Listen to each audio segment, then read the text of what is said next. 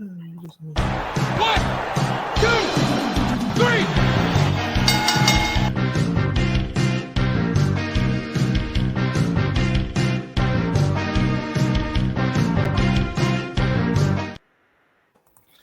Hello and welcome to Ring Takes episode 57. Of course, I'm joined with Brian and Lewis here, and I'm Daniel Daly. As we head into the biggest event of the year, the creme de la creme of professional wrestling, the Super Bowl of professional wrestling. Not Starrcade, ladies and gentlemen. WrestleMania in its 40. WrestleMania 40. WrestleMania 40. That's a long 40 years of wrestling. For the main event, the stars, the gods of wrestling to assemble onto Philadelphia. Is it Lincoln Financial Stadium? Now they're all stadium events. Yep, Lincoln Financial Field. Yep, Lincoln Financial Field to host one of the biggest WrestleManias of all time. Just a month ago, we were saying, hey, there's only 3 matches on the card. Now we got 13. So WrestleMania has grown over the past month real fast, real rapidly. And there's a couple matches here that we're going to talk about and officially make our pick. Just had to throw that in there. Sorry. Yes. Linda McMahon theme music. Is that what we're doing now? Linda McMahon theme music. We don't need any McMahons coming back. It was a WrestleMania theme before it was hers. I'm just saying. Literally, the Linda McMahon's theme song. But yes. WrestleMania 40, we're going to make our picks here. Long list of matches here. Let's get into it. Night one. First match, Jey Uso versus Jimmy Uso. Brother versus brother. Bloodline, if you didn't notice the red shirt. But in general, these two guys have been tag teams for ever since their inception, even since in FCW, NXT. Getting called up to the main roster with Tamina, have just been doing everything in a tag team. Started this thing with the Bloodline. They split up, and now they're facing each other at WrestleMania 40, which was a dream match between the both of these guys. When they talked in interviews, they were saying, hey, one of the biggest matches we want is to face each other at a WrestleMania. And for these guys to kind of go in different directions and different paths, and to kind of circle back here at WrestleMania 40 to face each other one-on-one. What do you guys think about this matchup, and who are you guys picking?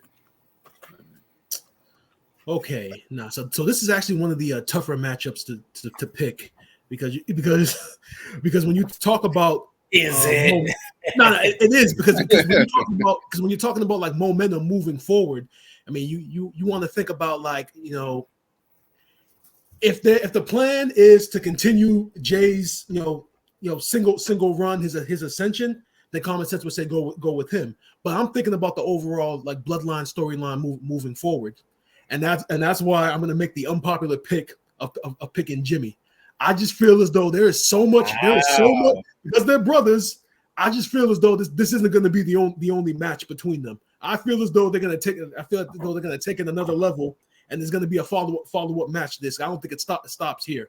Because they're brothers and because they have the history and because of the uncertainty of the bloodline after WrestleMania, I just feel as though they're gonna keep at least Jimmy and Jay going afterwards. So therefore, I'm gonna go Jimmy for this one.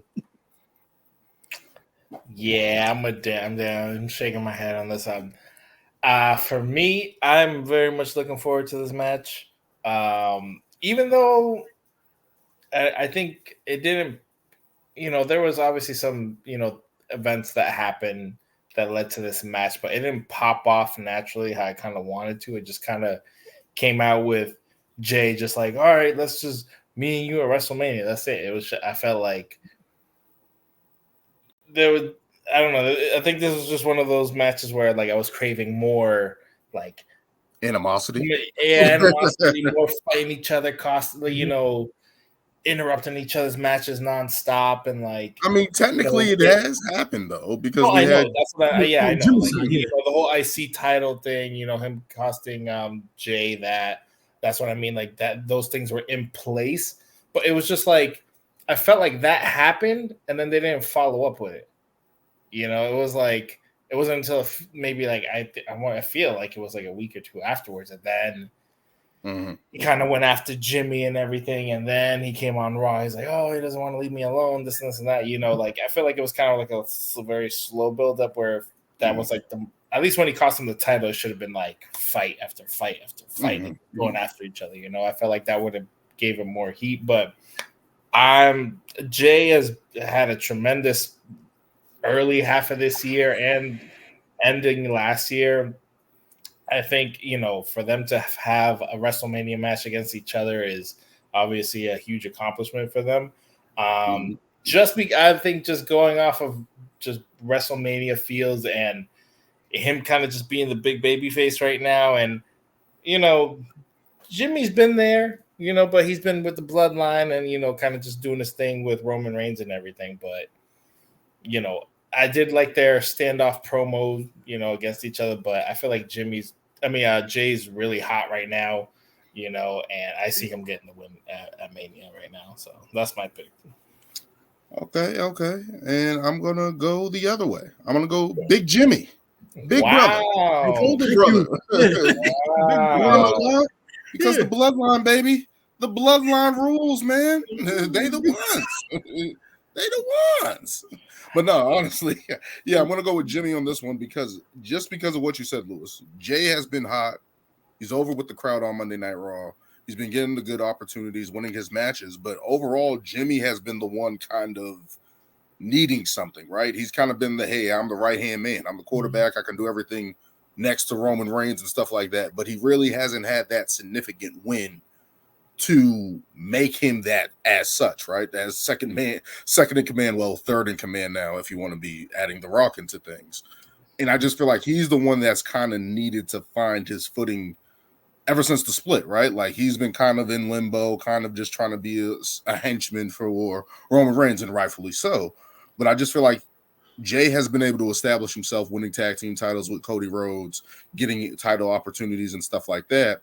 I just feel like it's in a different element for Jimmy where it's like this win could cement him going forward and going on to the next thing, whatever involvement with the bloodline, maybe a U.S. title match, whatever the case may be. I feel like that's going to set him up for the future and actually create a new star in terms of Jimmy Uso because he's been the one that's kind of been trying to find his footing. And I feel like Jay is already established. I feel like Jay, he's not bulletproof, but a loss is not going to hurt him in. Yeah, exactly. So go ahead, Lewis.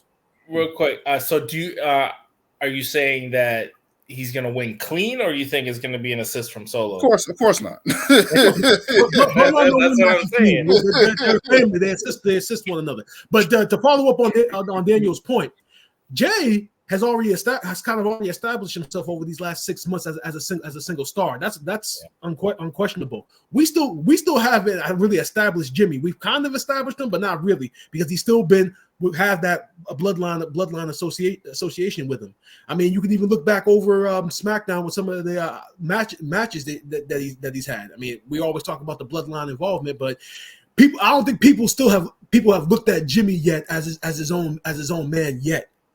They're there with Jay. They're not there with Jimmy yet, and I think he needs the win to kind of start that. But that's the thing, though, and I think that's why I'm going Jay. And that makes sense. Yeah, he has been red hot. He's dumb over with the crowd. But also Jimmy, I feel like Jimmy just hasn't even had too many solo matches leading up to Mania. It's all been bloodline stuff. Everything just been involving with Roman Reigns and Cody and all that stuff that I'm like, I mean, I guess you're right. Yeah, he could benefit from the win and establish him and give him more character depth. But I don't know. I feel like when you build up to Mania, I feel like obviously it's not always the favorite wins because we've, history has shown us that doesn't always happen. But Matt and Jeff. Owen and Brett. Wait, didn't Matt beat Jeff? Yeah, he did. At WrestleMania, he did. Yeah. Wow. I don't think I actually saw that match. After winning the world title. Just wild shit. So is it basically the heel kind of always wins the brother match then? So is that what we're saying? That's the trend? I just feel like in this instance, Jay, I get what you guys are saying, that Jimmy this will establish him and give him more. I just feel like Jay's so over. Like, why deny him a WrestleMania win? I guess I don't know. That's just how I see it. I mean, I get it, but I definitely get it. But it's something like Jimmy needs something, and I feel like if this is going to be something that if he loses, he goes back to Roman Reigns and looks like a complete dipshit. Yeah. Like you're a loser. Like you're doing nothing for me. Solo, take him out. Maybe that's the direction they go, and they play the sympathy angle for Jimmy. Or if he wins, he gets a big head. He continues that ego boost. Probably picks on Solo in some capacity, but it's just like, yeah, he just needs something because Jay has done so well on himself. He has the heat. He has Lil Wayne coming out with him at WrestleMania. He has the crowd doing it. Is Wheezy his downfall? Yeah. He's going to be like Jon Stewart to John Cena. Oh, yeah. I forgot about the John. It's about damn time. Yeah, it's about damn time WWE started getting hip. To get both Meek and Wheezy at this. Now, granted, we got Lil Uzi last year. That's so they've always kind of been with hip hop. Obviously, Snoop is a Hall of Famer and stuff. But to get both Meek and Lil Wayne, like well-established hip hop artists, oh yeah. Does this mean a new theme song for Jey Uso? I don't think he needs it though. I feel like if anything, Jimmy needs a new theme song because that song that they gave him is not popping. It's Bloodline generic. I mean, essentially, they took the Usos theme song, changed the lyrics with just Jay, and pretty much just said here. So realistically, both need all he literally had to do was this. And exactly, yeah. They both need rocking. Pat McAfee's going off the walls. It sells itself. Exactly. But yes, we are split. We are split on that one. Me and Brian going Jimmy. Lewis being the sole one and going Jay, which concerns me because he has a way of picking these winners at big stages, pay-per-view. So we'll see how it did last year. Great year. Great year. Here we go. We got 13 matches here, so this is definitely going to either make or break some people here early on. I meant to ask, what is our count? I don't even remember. I have to pull it up because the last one we did was Elimination Chamber. Yeah, last one we did was Elimination Chamber. We all picked it. So yeah, we all it was like a bye week or something. Pretty much. It's a bye pay-per-view. It's a bye pay-per-view. We called every single match. That was just too predictable. Yeah, it was too easy. But let's continue on here. Why is that not working? Let's continue on here. Rey Mysterio and Dragon Lee versus Santos Escobar and Dominic Mysterio. Basically, continuation from WrestleMania 39 in a way. Right? And SummerSlam, especially from Logan Paul winning the United States title. Basically, Santos Escobar getting help from Dominic Mysterio the past couple weeks over Dragon Lee, over other the LWO members, Carlito. And basically, Rey Mysterio has come back to show the pride of LWO and go up against Legado del Fantasma. I can't always pronounce that. But, yep, this is leading up to that. Dragon Lee also added to the LWO. What do you guys think about this one? Who do you guys have winning? All right, Luz, you can go first on this one. This one's a kind of a tough one. I don't know. Part of me is like, yeah, Ray, Dragon Lee, but I think I'm gonna go Santos and Dominic. Dominic is still red hot heel. Will get a massive boos from the crowd. Ray doesn't need a win at this point. He got like we said, he got his win last year. I feel like this is the year for Dom, and definitely also to give a bump to Santos Escobar as well. So that's gonna be my pick. Just because Dragon Lee, I feel like we've seen him pop up here and there. Now he's obviously under Ray's wing and everything, but I feel like he's still finding his footing. Where he's not consistently on TV every week. Sometimes he's in NXT, then he's coming back up. I'm not gonna lie, I haven't really seen everything that's been. I know that Dom basically went to was it SmackDown and just basically try to like attack Ray and everything. And because I remember the whole like mommy thing, she was like, "Oh, you should have told me, like I would have been there to help you or whatever." But I think just the way things are right now, I feel like Santos and Dominic will get the pop and obviously do use their heel tactics to get a win. So that's where I'm going with that. To echo your sentiments on Dragon Lee, I actually thought he was a guy that would be featured a lot more on SmackDown. I mean, they made such a huge deal about him coming up. They had the promo packages hyping him up. I mean, he never disappoints. I still remember the match he had with Axiom on SmackDown, which was low key one of the best matches SmackDown has had in a while. I don't understand why he's not featured more. I mean, Rey Mysterio has endorsed him as the future of Lucha Libre. I would love to see more of him, but as far as this match goes, I think that Rey Mysterio and Dragon Lee are gonna pull it out, just for the fact that I mean, this whole feud started as an injury angle with Santos taking out Rey. They had the one-on-one match where Santos came out on top thanks to Dominic. So technically, Rey hasn't gotten his comeuppance yet in this feud, and he said it on SmackDown when the match was made official.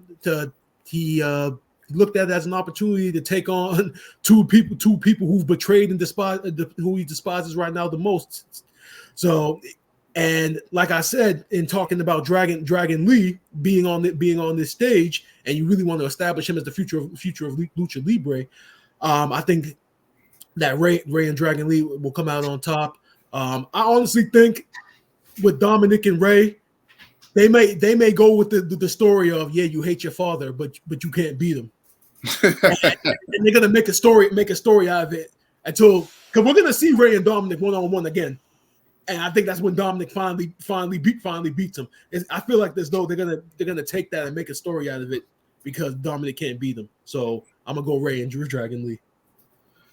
All good points, but I'm going with Santos Escobar and Dominic Mysterio, and here's why. And I know this is going to say, if this match list is in order, that's two heels winning to start off WrestleMania, which I'm not confident in. But I feel confident enough to say Santos and Dominic are going to win because Rey Mysterio doesn't need it. He already got his win last year. He doesn't need it. He's won multiple times at WrestleMania. He's been there. He's the elder statesman of the Luchadors. Cool, understand that. But Santos Escobar and Dominic Mysterio, both two young guys who needed something. I think two guys that have been hindered. Well, Santos in particular, since Logan Paul is the United States champion, and even Dragon Lee for or a part of that, because these should be two guys that are competing in that mid card for that title. I feel like, but ultimately, I just feel like those guys, they need something. Again, another thing similar to what I said about Jimmy Uso, they need something to fall on. They need something to continue their momentum. Dominic Mysterio has been in Judgment Day, picking up wins here and there. He was probably the hardest worker last year, working nearly every show, Raw, SmackDown, NXT.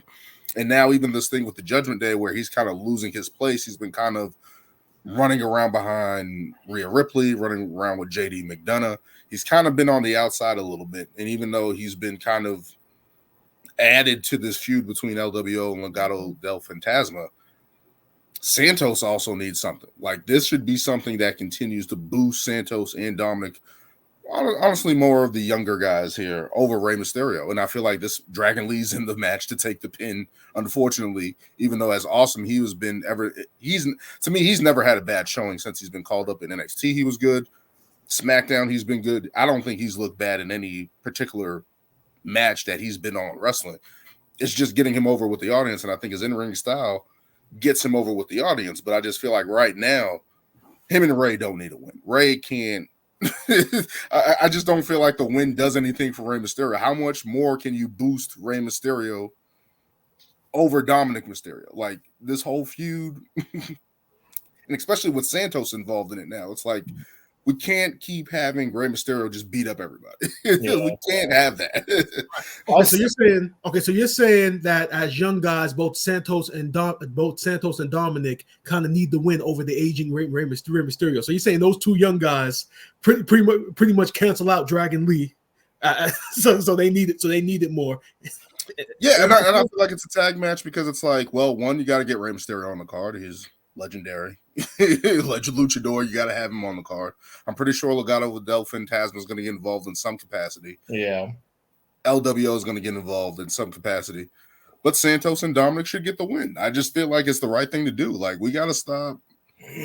Not in terms of part timers or old timers or whatever the case may be, but it's like I think it's rightfully so that those two guys get their win. They get their moment to try to propel them into something else and become stars. Because again, Rey Mysterio has already done it all. He's already done it all at WrestleMania, literally. Like if you want to progress Lucha Libre, you got to progress other luchadors. You know, Santos Escobar, he is. He's endorsing one of them. But okay, he's so also in the match. In your prediction, is Dragon Lee going to pick up the pin? That's exactly what I was thinking. Dragon Lee's going to get the win. So that's exactly what I was thinking. That's my thing with Dragon Lee. I feel like in ring ability, he's out there. He's great. I just don't think they haven't let him be on the mic, and he's honestly not overshadowed by Ray. But it's like, yes, Ray's endorsing him, but it's like you kind of got to let him do his own thing, you know. And it's like, I feel like this pairing was just like, hey, I need a partner. Come be my partner against these two dicks who've been like in my side thorn for how long, basically like 2 years now or whatever, you know. So I mean, who is he gonna ask? Carlito? Why not? That's what it should be. It should be Ray. It should be Ray and Carlito. That's what we've been waiting to see. If it was Ray and Carlito, then you'd have to go Santos and Dominic, because now you're talking about the future versus the past. So I think that's why they that's a better matchup. That's a better matchup. That's a more logical matchup. Yeah. Logically, yeah, that would have made more sense. But have Ray and Carlito teamed up? It's literally two masked luchador versus one unmasked luchador and the other unmasked luchador's son. The masked like literally, like that's I'm like, at some point we gotta stop. I felt like that should have been the match. I felt like Carlito should have been rightfully in it. But it's like at some point, I'm like, is Rey Mysterio gonna get turned on by all these luchadors? Because he's kind of overshadowing LWO every single step of the way. Like literally. Santos Escobar left the LWO because Rey Mysterio got the title shot. That's true. Like, and got the title. And got the title and won the title. Like, that's the whole point of this whole story, was that point right there. That was a striking point for Santos to leave and recreate his old group. And it's just like, they got to get their win sometime. They got to get like, I just feel like he got his win last week. Oh, come on.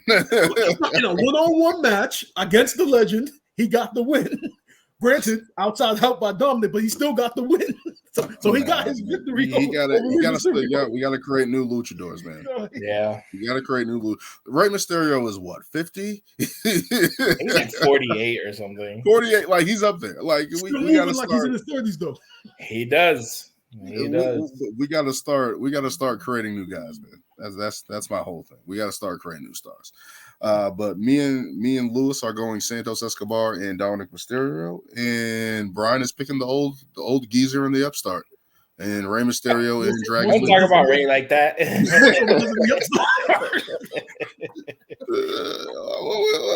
All right. The elder statesman. Forgot it's heel Dan. It's heel Dan. My bad. The elder statesman. My bad. My bad, guys. My bad. I didn't know we're so sensitive here. But let's move on here to another match. We have Damage Control Asuka, Kairi Sane, and Dakota Kai versus Bianca Belair, the new upstart Jade Cargill and Naomi. What do you guys think about this? Jade Cargill just recently debuting on SmackDown 2 weeks ago, coming out, taking out Damage Control, basically aligning herself with Belair and Naomi in this fight against Damage Control. What do you guys think about that? What do you guys think about Damage Control's aspect in this, and overall, who's going to win? All right, Louis, let me go first on this because when I saw the segment, okay, first of all, let's talk about Jade first. She's gonna be money for them, especially with her entrance I mean, they essentially took AEW's entrance with Sting, with the winner is coming and everything, and pretty much reconfigured it for Jade. I mean, that entrance is simply I can't even describe it because it's such a great entrance for a star of her caliber. And then coming out at the end of the show, when she took all three of them out, and then Bianca and Naomi stood up and then walked beside her, I legit screamed out, "Avengers Assemble." Because you see the three of them together, and then WWE's Instagram page put up the photo of all three of them pointing at the sign, and it further established that. I mean, these three women. I mean, I don't even need to go into much about Bianca and Naomi because they speak for themselves. I think as far as damage controls aspect of it goes, I mean, obviously they still want to maintain their dominance. I mean, personally, I would have loved to see a women's tag team match, especially when you look at this card and there's technically only three women's matches. I would have loved to see actually some stake, a third women's match that actually had stakes to it with the titles on the line. But the fact that we're actually getting Jade in her debut match, and obviously Naomi coming back from Impact. I know we've kind of been critical about how she's been booked so far. Mm-hmm. So this is definitely a great opportunity for her, and Bianca is Bianca. We don't even need to get into her. But obviously, based upon the way this match is pulled out, and the fact that Jade is this is going to be her first match, which actually says a lot that her first official match is going to be at WrestleMania. Granted, it's a 6-woman tag, but still, she's going to be properly featured. So because of that, I got to go with the Avengers on this one. So for me, I think we all know who's winning this match. Yeah. But there are high stakes in terms of Jade needs to show out because she has not been on TV. She did not get the AEW treatment of just having matches to have matches. I'm really hoping that all this time that she's been off TV, she has been training. She has been working on her craft, been getting trained by the best. I am expecting some high caliber wrestling from her because if it's not, this is gonna be kind of like crickets. Okay, now when you say high caliber wrestling, what do you mean by that? I just mean she can't. Are we talking Rhea Ripley and Charlotte at WrestleMania 39, or are we just talking China? I'm not saying she's gonna be like full masterclass, but it's been how long that she's been signed, and she only had the Rumble appearance, and all the other stuff has just been backstage segments, and everybody's been like, "Where's Jade? Where's Jade?" I think we're all assuming that she's training, getting ready, trying to be prepared. I'm just saying it better not be what's her name, Maxine Dupree scenarios or any like terrible timing and stuff like that, because if it is, it's gonna be a giant flop, and worse, it'll make Bianca and Naomi look bad as well, because she's also going against Asuka, Kairi, and Dakota, who obviously are all established wrestlers as well. It's not like just going out to squash somebody or whatever. Like, these are veterans of the game, and she needs to be on point. I'm fully, I just like you guys. I thought it should have just been Bianca and Jade versus Kairi and Asuka. Easily could have just had a women's tag match, highlight the women's tag titles, slap it on Bianca and Jade. I don't know, maybe that's too much for her, I guess, for her first match, but if she would have had a couple matches maybe leading to Mania, it probably would have made more sense. But, I guess you want to include all of damage control, especially with the aspect of Dakota Kai, turning on Bailey and everything. So I guess it makes sense to do the 3-on-3. But I am going to pick Bianca, Jade, and Naomi, but a lot is riding on this, on what Jade is going to show the world, and especially on the biggest stage of them all. So we'll see. Who am I gonna pick? Dan, I think you come on. I know you're a giant Asuka fan, but in this situation, you really think she's gonna get a win? Am I going away from Black Girl Magic? No, you can't. Am I gonna do this? Remember, Asuka's supposed to be a killer, so we can remember that. I know people looking at this match and saying that, like, oh, look at these three compared to these three. Remember, Asuka's supposed to be a killer. Size advantage. First match, she is not losing. Size advantage, power advantage, melatonin advantage. Melanin, my bad. Melatonin. Like what? Athleticism. Am I gonna pick damage control? No, there's no way I'm picking damage control. I'm picking the Black Avengers, Bianca, Jade, and Naomi. Like, there's no way. Just from a tactical advantage, like, there's no injuries to Bianca or Naomi leading up to this match. So you can't play that angle. There's no dysfunction because it's like Bianca and Naomi are pretty much in unison of going against damage control at this point, even though they're not cool with Bailey or whatever the case may be. But you add Jade Cargill to that mix, which I think is probably a smart move in terms of having it being a 6-women's tag match. Because that's the best way you can protect people. They can remember their spots. There's not much to go over in terms of if you were in fear of her messing up or anything like that. You can make up for it, cover it in a tag match. Like, those are the best ways. Hardcore matches, tag matches, etc., etc. But I'm going with Black Girl Magic on this one. I can't rightfully, even if I wanted to pick damage control, want to pick Asuka, Kairi Sane, and Dakota Kai. Even though all of those women have looked good since coming back, Dakota Kai having an impressive match against Bianca Belair last week. I really liked what she did in that match and showed that she can still go even off injury and stuff like that. So that was good to see from that standpoint. And I really want Damage Control to get a win of value, right? Because it's kind of just been mosh pot victories here and there with those women's tag titles. And it's like this, they've all just been helping Io just kind of just be, even though Io hasn't defended the title in a while. Exactly. They kind of just been doing her evil duties, right? So at some point I want Damage Control to look good, but tonight that's not going to be the night. You got Bianca on WrestleMania. You got Jade Cargill making her debut. You got Naomi returning. Unfortunately, Damage Control is going to take the pin in this one. Nothing much else I can say. The only way I see Damage Control coming out on top is if Jade turns on both of them and walks out of the match, which is possible. Because Jade is a way better heel than she'll ever be as a babyface. That is something that I've been thinking about, and I've been thinking about that for Bianca Belair, right? Like, that's what I've been saying for a while now. I wanted her to turn heel. She can't be heel. She has a TV show. She doesn't want to be. She should be heel because she should take out Naomi for siding with Bailey. That's a good angle.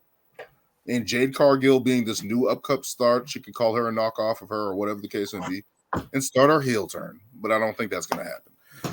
But yeah, going Black Girl Magic, man. Going Black Girl Magic, pretty much. But I also just want to say, if Bianca and Jade are to go one-on-one, that first match needs to either be saved for SummerSlam, whenever they're overseas, whatever event they're at that's overseas, or just save it for next year's WrestleMania. Which is there's a lot of Can't be in Cleveland. SummerSlam is still SummerSlam though, so. But in Cleveland. What's so great about Cleveland? Man. I never heard anyone say they went to Cleveland on vacation. I still can't get over that. It's in Cleveland, man. No, don't disrespect Cleveland. I guess Cleveland has summer, right? I guess. Apparently, there ain't nothing there but factories. Industrial Revolution. Why are we're shitting on the common man on this podcast now? That's what we're doing. When we have a son of a plumber in the main event, what are we doing? What are we doing, guys? Hey. I'm the heel on the show. That should be my stick. What are we doing? Oh man, but yeah, we're all going Black Girl Magic on that one. Let's get into the 6-man pack ladder match challenge. Oh yeah, TLC 2.0. I want to call it because there's double the teams. There's 6 teams in this one, and I gotta look at my notes here. We got the Judgment Day, Finn Balor, and Damian Priest. We have DIY, Johnny Gargano and Tommaso Ciampa. We have the Awesome Truth, The Miz and R-Truth. We have the New Day, Kofi Kingston, Xavier Woods, A-Town Down, Austin Theory, and Grayson Waller. Although I have been seeing reports that they're saying that they're going to get pulled. I don't understand that. I mean, they both came out individually and kind of said, "We won, we're in." Like, okay, good, because they should be in that match. They both came out and said it. So yeah. They should be in that match. Okay, and we got the New Catch Republic, Pete Dunne and Tyler Bate. Obviously, these guys have been winning tag team title tournament matches, if you want to say, on each side. Eventually getting to this point, Judgment Day have been the undisputed tag team title champions for a while now. I want to say since. What was that payback? Was that payback when they? when they knocked off Sammy? Yeah, in that Pittsburgh street fight. Pretty much, they've been running rucksaw with those tag titles. We've been complaining, hey, they need to split up those tag team titles because now we actually have tag team division on both Raw and SmackDown. Who do you guys have winning this match? Stacked ladder match, TLC 2.0 in my opinion. Who do you guys have winning this match? Real quick, Lewis, since you've been the tag team critic, you go first on this one. Right. Also, in honor, and this is not no promo or sponsorship, but in honor of WrestleMania weekend, I'm having a nice 316 IPA. Nice, so, Broken Skull IPA. Haven't tried it yet, but we'll see. Yes, I have been preaching about the tag team division for what feels like 2 years now. Since these damn unified tag titles. And rightfully so. All right, so real quick, remind me of all the teams. I know it's a hands-on favorite. The Judgment Day. Obviously, Judgment Day. I know it's New Day. DIY, the Awesome Truth, New Catch Republic, and A-Town Down Under. Is that the name of that team? That's Down Under. Yeah. Yes, that is that name. I know Dan's gonna hate this response because we already know where he's going. Don't do it. Don't. I know where he's going. I'm sorry. I'm sorry. But out of all, it's my turn. Go ahead and catch an L on your record. Go ahead and make your terrible pick. Go ahead. Don't diss the reigning champ like that.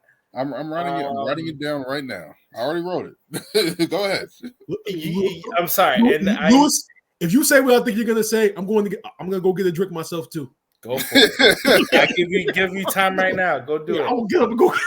I'm sorry. Looking at all these teams, and yes, I understand establishing new tag teams and giving the young guys, but be realistic.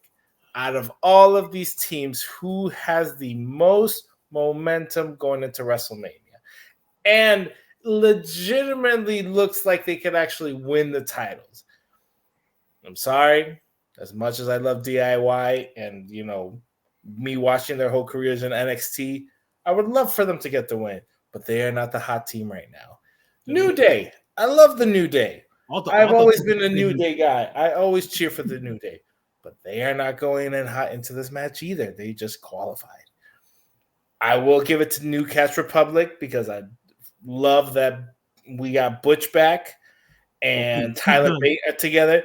They are probably my second choice to win the titles just because they are that good in the ring. But then we also have Austin Theory and Grayson Waller.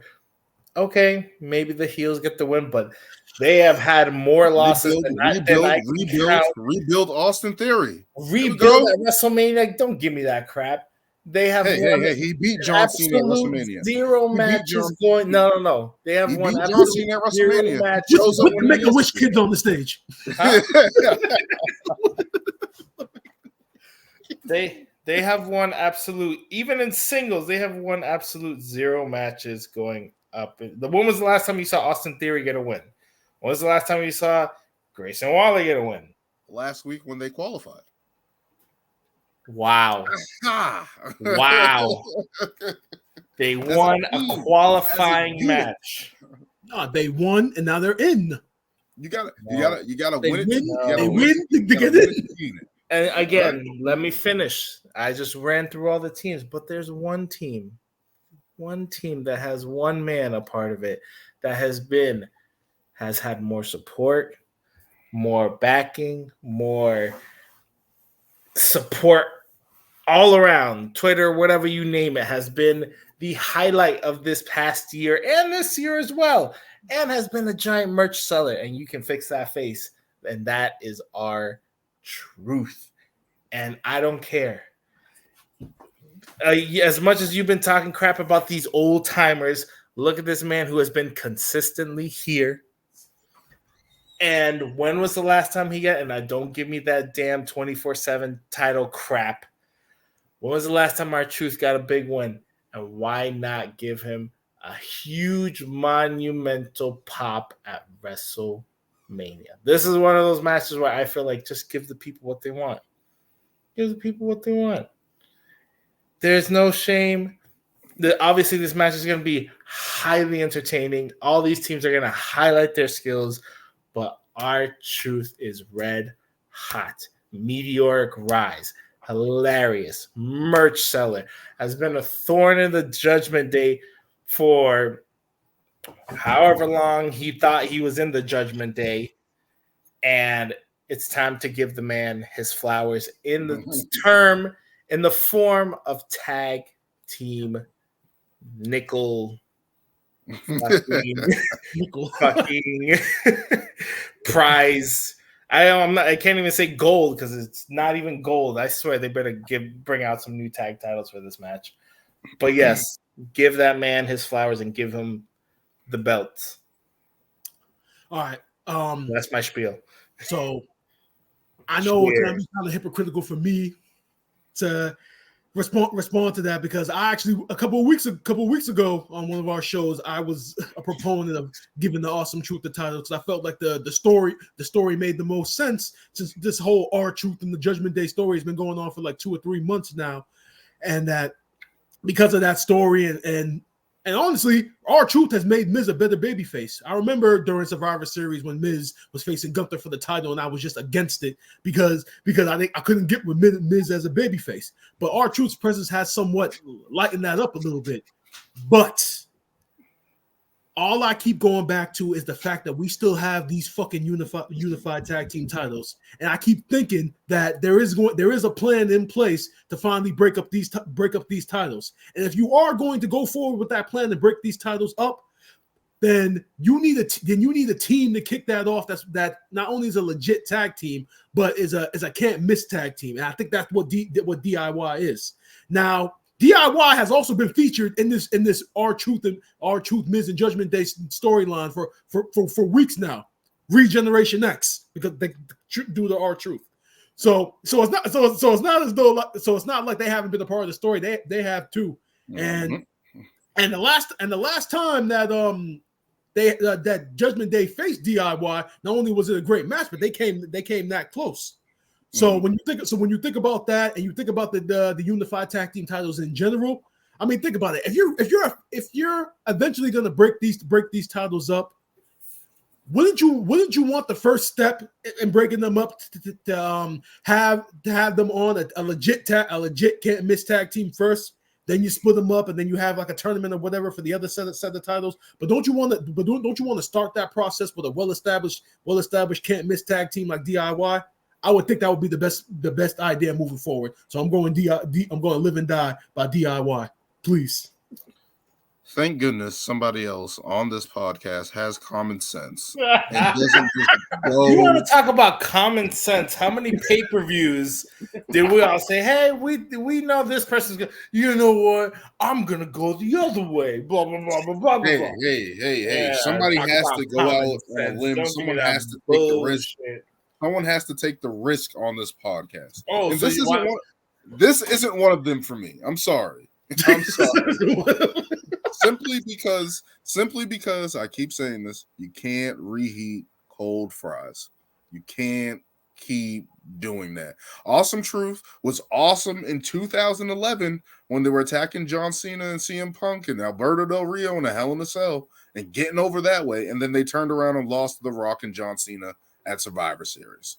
We can't keep reheating old fries. But it's been hot, and it's not even the tag team that's been hot. It's our truth that has been hot. Our fries that are golden crispy. All right, Daniel, make your point, and I'm going to ask Lewis a question. Does our truth? Do wins and losses matter to our truth? No, what does that? Because he's been getting his ass kicked by the Judgment Day for weeks. It doesn't matter. It doesn't matter. Now, is our truth and the Miz going to win the match? I don't think so. What I do think they can do is cost the Judgment Day the titles. That's what I think their role in this match is, and that's what I hope it is. And again, just like Brian said, we need to put this on new tag teams. We need to have new stars, legit tag teams. People know who Joey Gargano is. People know who Tommaso Ciampa is. There's another one, Joey Gargano. See, Daniel, how you gonna make the point for DIY and then I even get the participant's name right? How you gonna say everyone's Joey? We had to throw one more in right before Mania. Johnny. Joey Gargano. Hey editor, edit that. But add that to the compilation. Johnny Gargano, my bad. And Tommaso Ciampa have been known since NXT. They basically built NXT in that second rebrand or second stint of NXT, if you want to call it. They have been known to do that. They have had wars over that. They have been a tag team, and I still remember when Authors of Pain put them out of business. I can't remember. What was that? Was that NXT Brooklyn? I think so. No, you're talking about DIY versus. No, wasn't Brooklyn with the Revival? I think. Now the Revival, that match was at I think it was in the Canada one that they did. Didn't they have two? I thought they had they may have. Honestly, with the cities, I couldn't keep up with the cities. Or a lot of takeovers were the best thing of NXT ever. Sorry, NXT takeovers. I can't remember like the 36 you guys had. I missed the city. My bad. But Authors of Pain versus DIY in that ladder match was awesome. Yeah. And it's time. It's time to put those guys in a prime position. They've been working like workhorses over the past year. It's time. They need to be rewarded. And I'm going with DIY. Going with DIY. All right, so Lewis, so my question to you, since you've been the one that's been the most critical of the tag team titles, if they do decide to go with R-Truth and The Miz, where do you go from there? You have R-Truth. Let me use Cameron Grimes to the moon. He'll elevate those titles by literally having great comedic segments and then having matches against these new tags. And but they're not going to have a lengthy title reign. I'm not expecting that. How many title reigns? How many title reigns have been elevated due to comedy?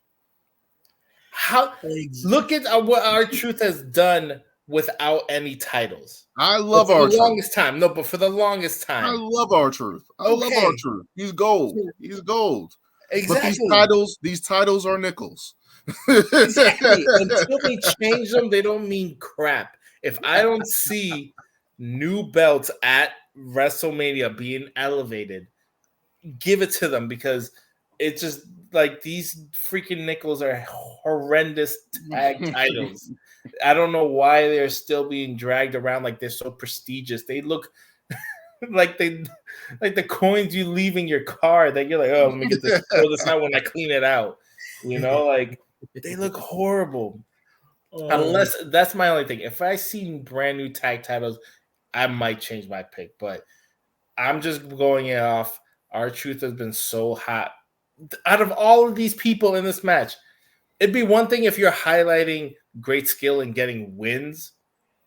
But if you're not coming into this match hot, it's like, We can't. What momentum? First of all, what momentum would like, or even what kind of reaction you're gonna get from a team that's just like, oh, we're just a team. First of all, let me stop you right there because what ladder match in history has been terrible?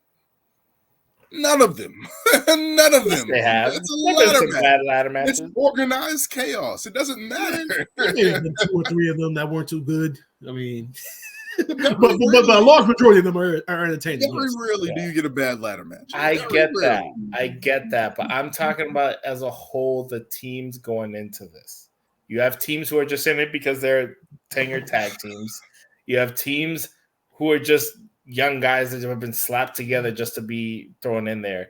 I'm a big DIY fan, but this new run of DIY is not hitting the same. It does not feel the same. How do you get them over? You put the tag team titles and you let them go have great matches. That's the recipe. That's the recipe. Who has been making them hot? R-Truth. Who has been calling them Regeneration X? R-Truth. And the reason why clearly pushing them, but he's the one doing it. I'm just saying, in no fault do I see. I feel like there would be no greater reaction than R-Truth being given his flowers at a WrestleMania. Probably, you never know. Could be his last WrestleMania. You know, the man is 50 something. That is the only point I'm going to give you is that he's up there in age, and this exactly, and he's in a ladder match right now. He is in the ladder match. Okay, but Lewis, like Daniel stated, R-Truth is indeed a comedy character. And with all of these arguments, but listen, with all the arguments that you've been making about the tag team division and how stacked it is now on both Raw and SmackDown right now, to then take those titles and hope with the mindset that hopefully they're going to be split soon. Why would you then want to put them on a comedy tag team? If the goal is to eventually separate them, wouldn't you want them on a serious tag team to start that process? But this is the thing. If there were different tag teams in this match, I probably would agree with that. If the New Hurt Business was in it, honestly, if Final Testament was in it, I don't really like that whole storyline. If those 2 teams were probably in it, I would probably be picking one of those 2 teams. I probably would pick the Final Testament to win just because I know how, like Daniel was just talking about how when Authors of Pain took out DIY, they were a solid tag team, like bruisers. If those teams were in a play, you got Theory and Grayson Waller. Then you got the New Day.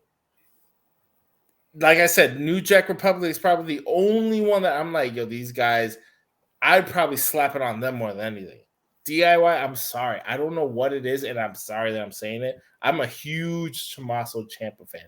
I like Johnny Gargano, but I'm a huge Tommaso Ciampa. I kind of wish he was still on his singles run because this just DIY is not doing it for me. I don't know what it is. I don't know if it's their intro. This iteration of DIY, they have fumbled it. This is what I'm saying. And just because you're going to slap the tag team titles, that's just going to elevate it?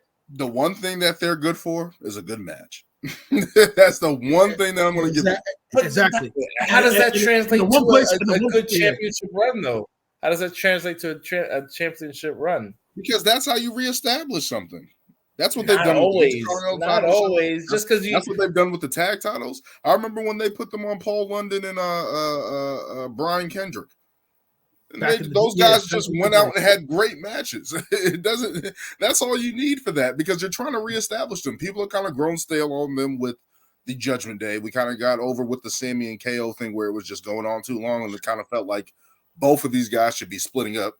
The Judgment Day is at that point where we feel like they should be splitting up, or at least Damian Priest should be making a decision with this Money in the Bank briefcase. Finn Balor should be onto something else.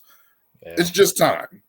It's just time. And it's just like you just need somebody that's going to put their head down and just go have great matches.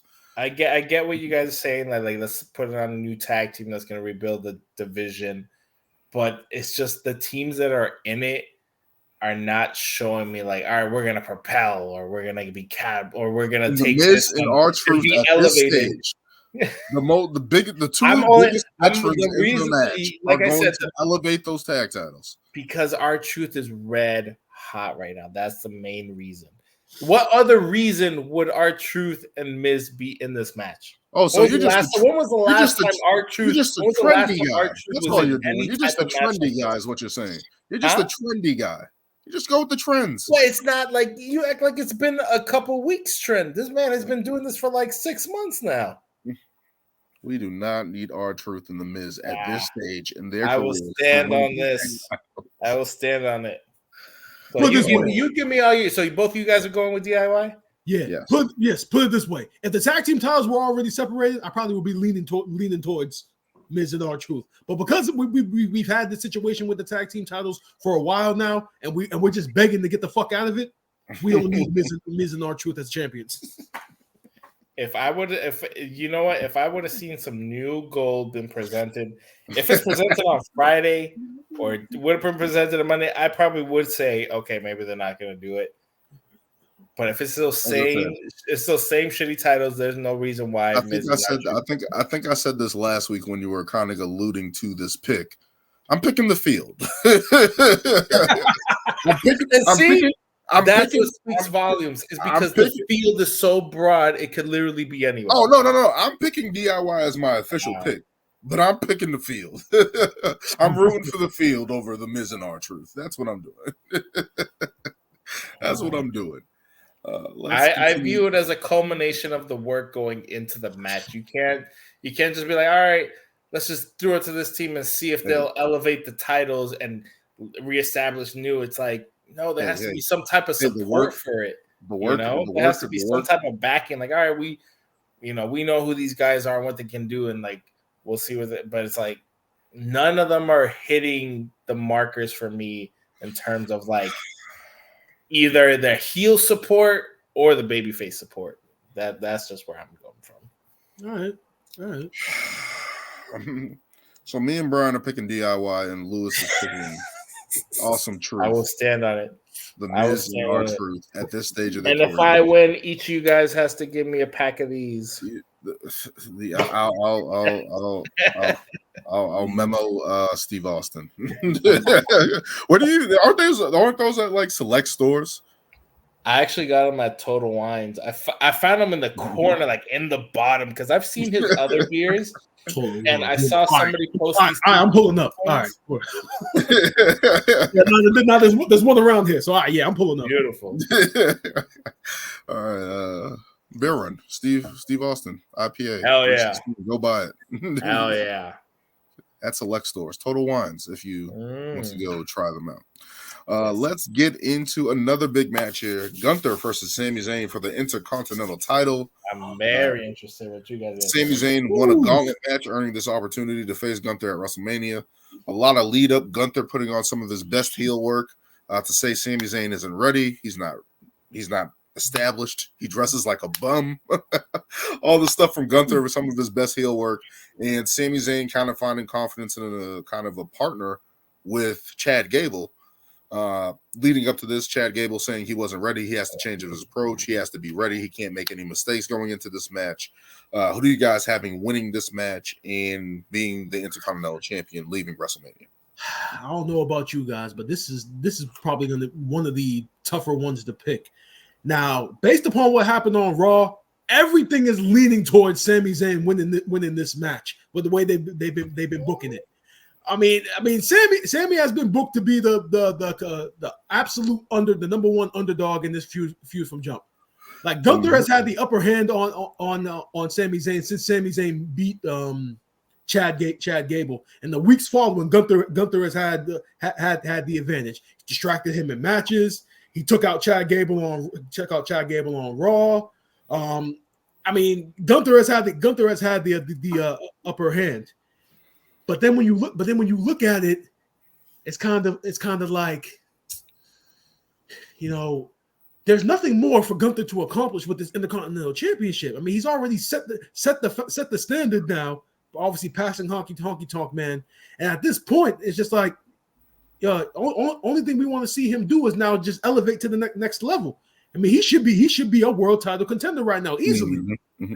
Easily, no questions asked. Anyone that debates that is an idiot. I mean, seriously, like that's the next level for him. So that's why I'm actually going Sami Zayn for this match, because I'm at the point right now with Gunther where it's just like we need to get to the next level. I mean, the Intercontinental title, what he's done with the title, holding it for what is it, like over 600 days now. There's nothing left to do. I mean, you beat Sami Zayn, and then what? What, another month or two of you holding the title, and then somebody else getting an opportunity.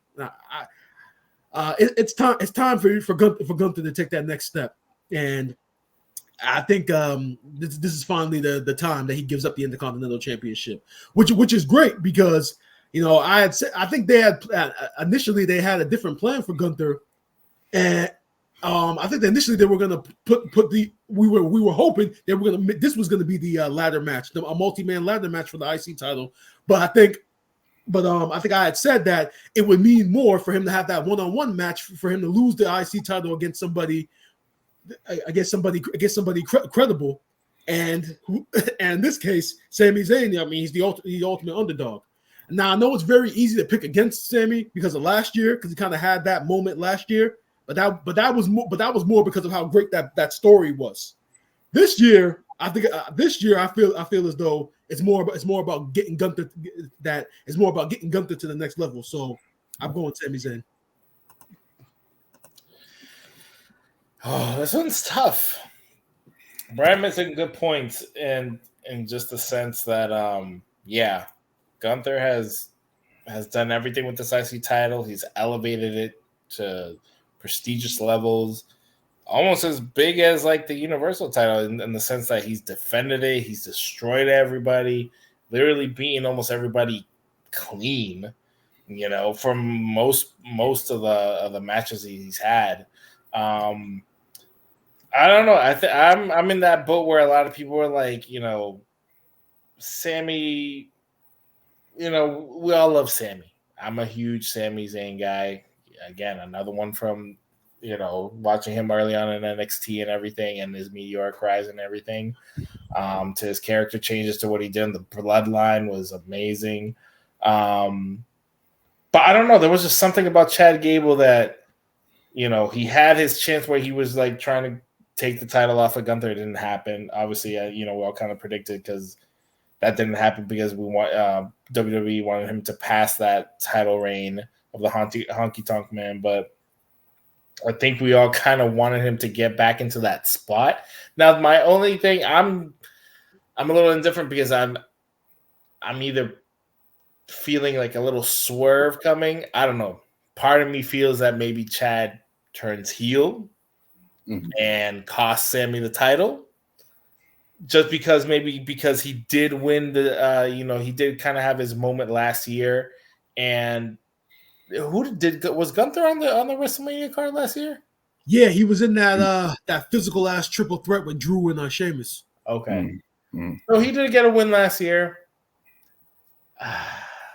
So that's I think that's I don't know.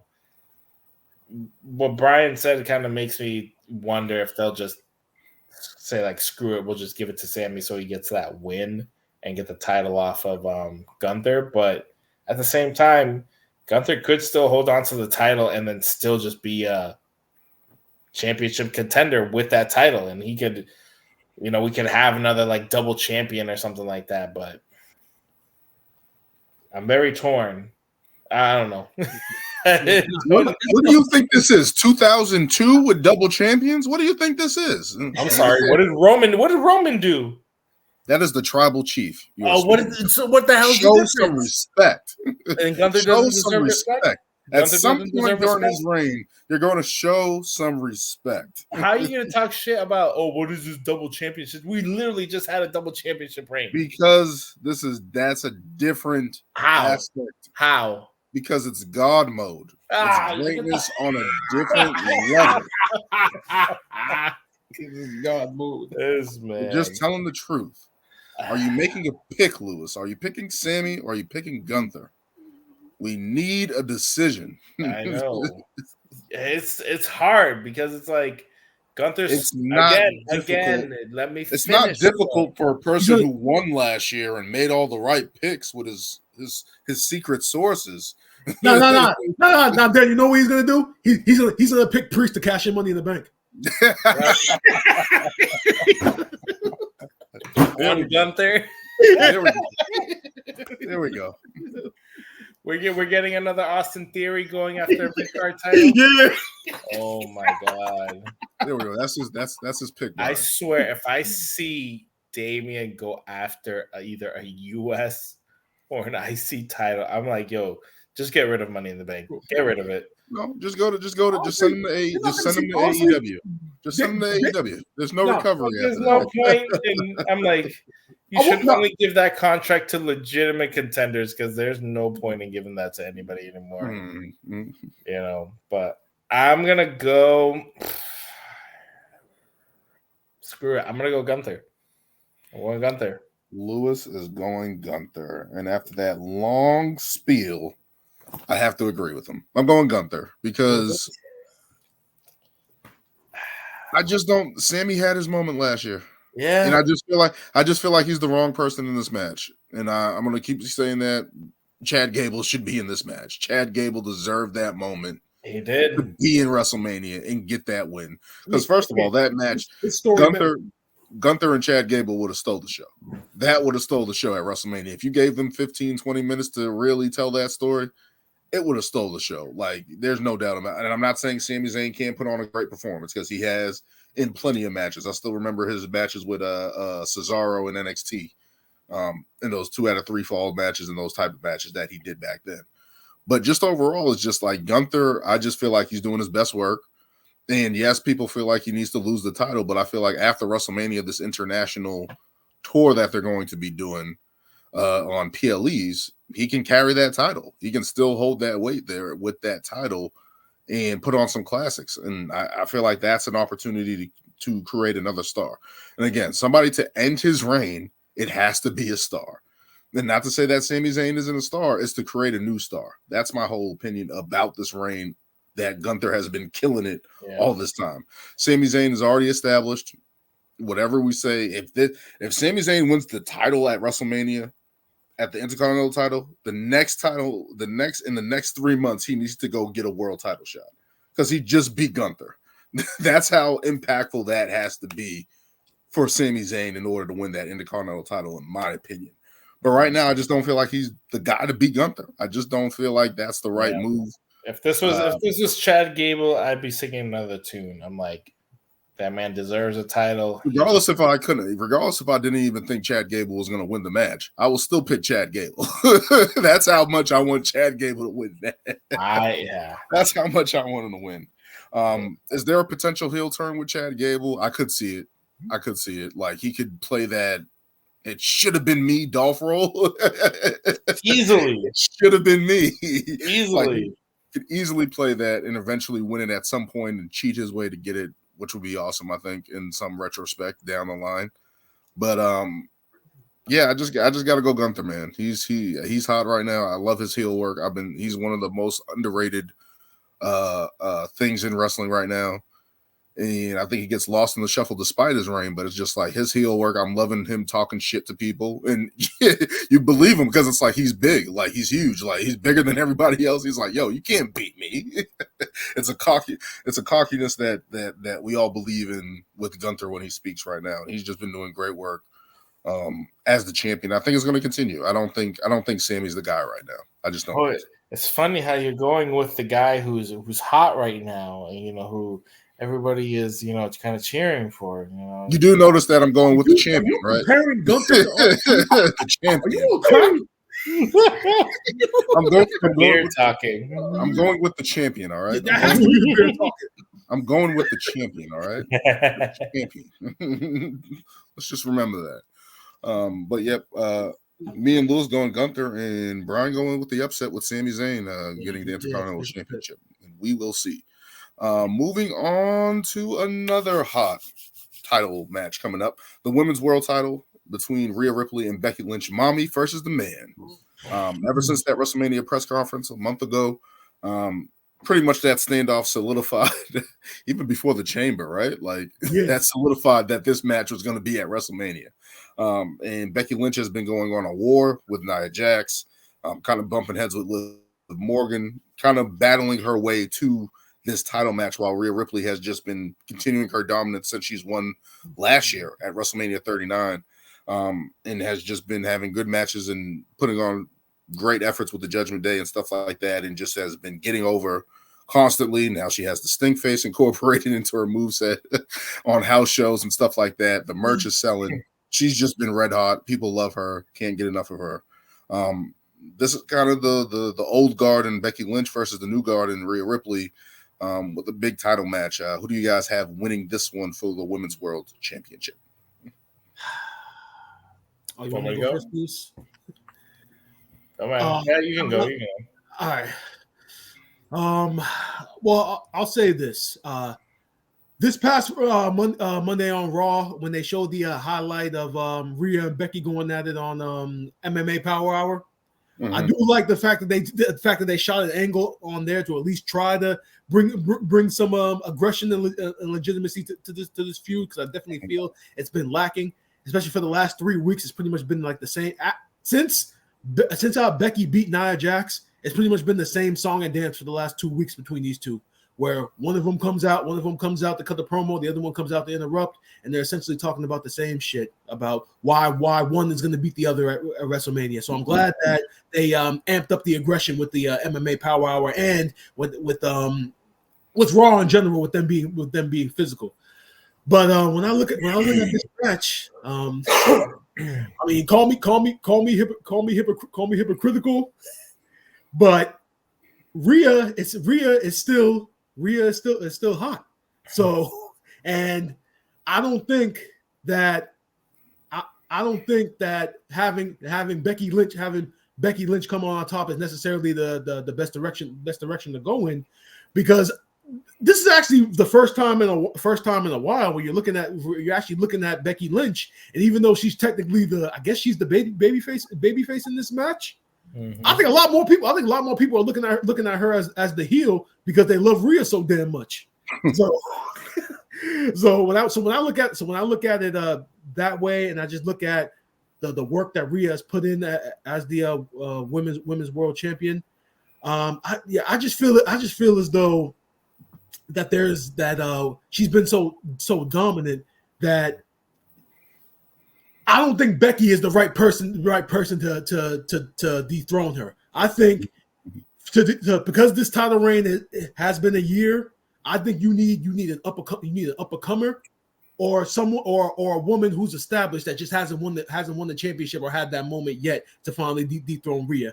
And because Becky is already well established, already has the title reigns, already is the man, already is viewed as a top woman star, despite how you guys feel. At the end of the day, I just feel as though Rhea Ripley is harder, and if she's gonna lose, it shouldn't be to somebody the caliber of Becky Lynch, who essentially doesn't need another title reign. So I'm going Rhea Ripley. I'm gonna go Rhea Ripley. I don't see Becky Lynch winning at this stage of her career, right? Like, she's already had that WrestleMania moment. She's already won that match between Charlotte Flair and Ronda Rousey, who has been recently tearing down WWE from the outside. But I just think everyone's cool. Everyone's cool till the book comes out. I just think it's Rhea's time right now, and I just don't think Becky's that person right now to take it off of her. With just how great Rhea Ripley is right now, I just don't see it. I don't. I'm not going to think too much about this one. I just think it's Rhea Ripley. Yeah, I'm saying. I don't think Becky needs this one at all. Rhea's dumb hot. Rhea as the heel, everybody's behind her, and she hasn't. I mean, she had her match at Elimination Chamber, but she also hasn't had. I mean, I want to say in the last 4 or 5 months, how many times has she really defended? Like, who was really a legitimate contender? You had the what's her name? Nia Jax at Elimination Chamber. Yeah. Why am I forgetting her name? Tall chick. Natalya. No, I'm talking about tall. What the hell? You talking about Not tall lips. talking about Raquel Rodriguez? Raquel Rodriguez. We're gonna stop being disrespectful to Natalia on this podcast. Natalia. You stop being disrespectful to Natalia. She's over in That's a NXT. Hall of Famer, damn it. She's over in NXT. Helping the youth. Helping the youths, all right? She's trying to be the youths. That's what she's trying to do. I mean, we talked about this a while ago with just like, you know, how much star power is really on Raw in terms of like challenges for Rhea, because Rhea's just like the dominant champion right now. She's everyone else who would like before this whole Becky thing and Nia stuff, like there really wasn't anybody else who was legitimate. I mean, we had this when she faced Zoe Stark. I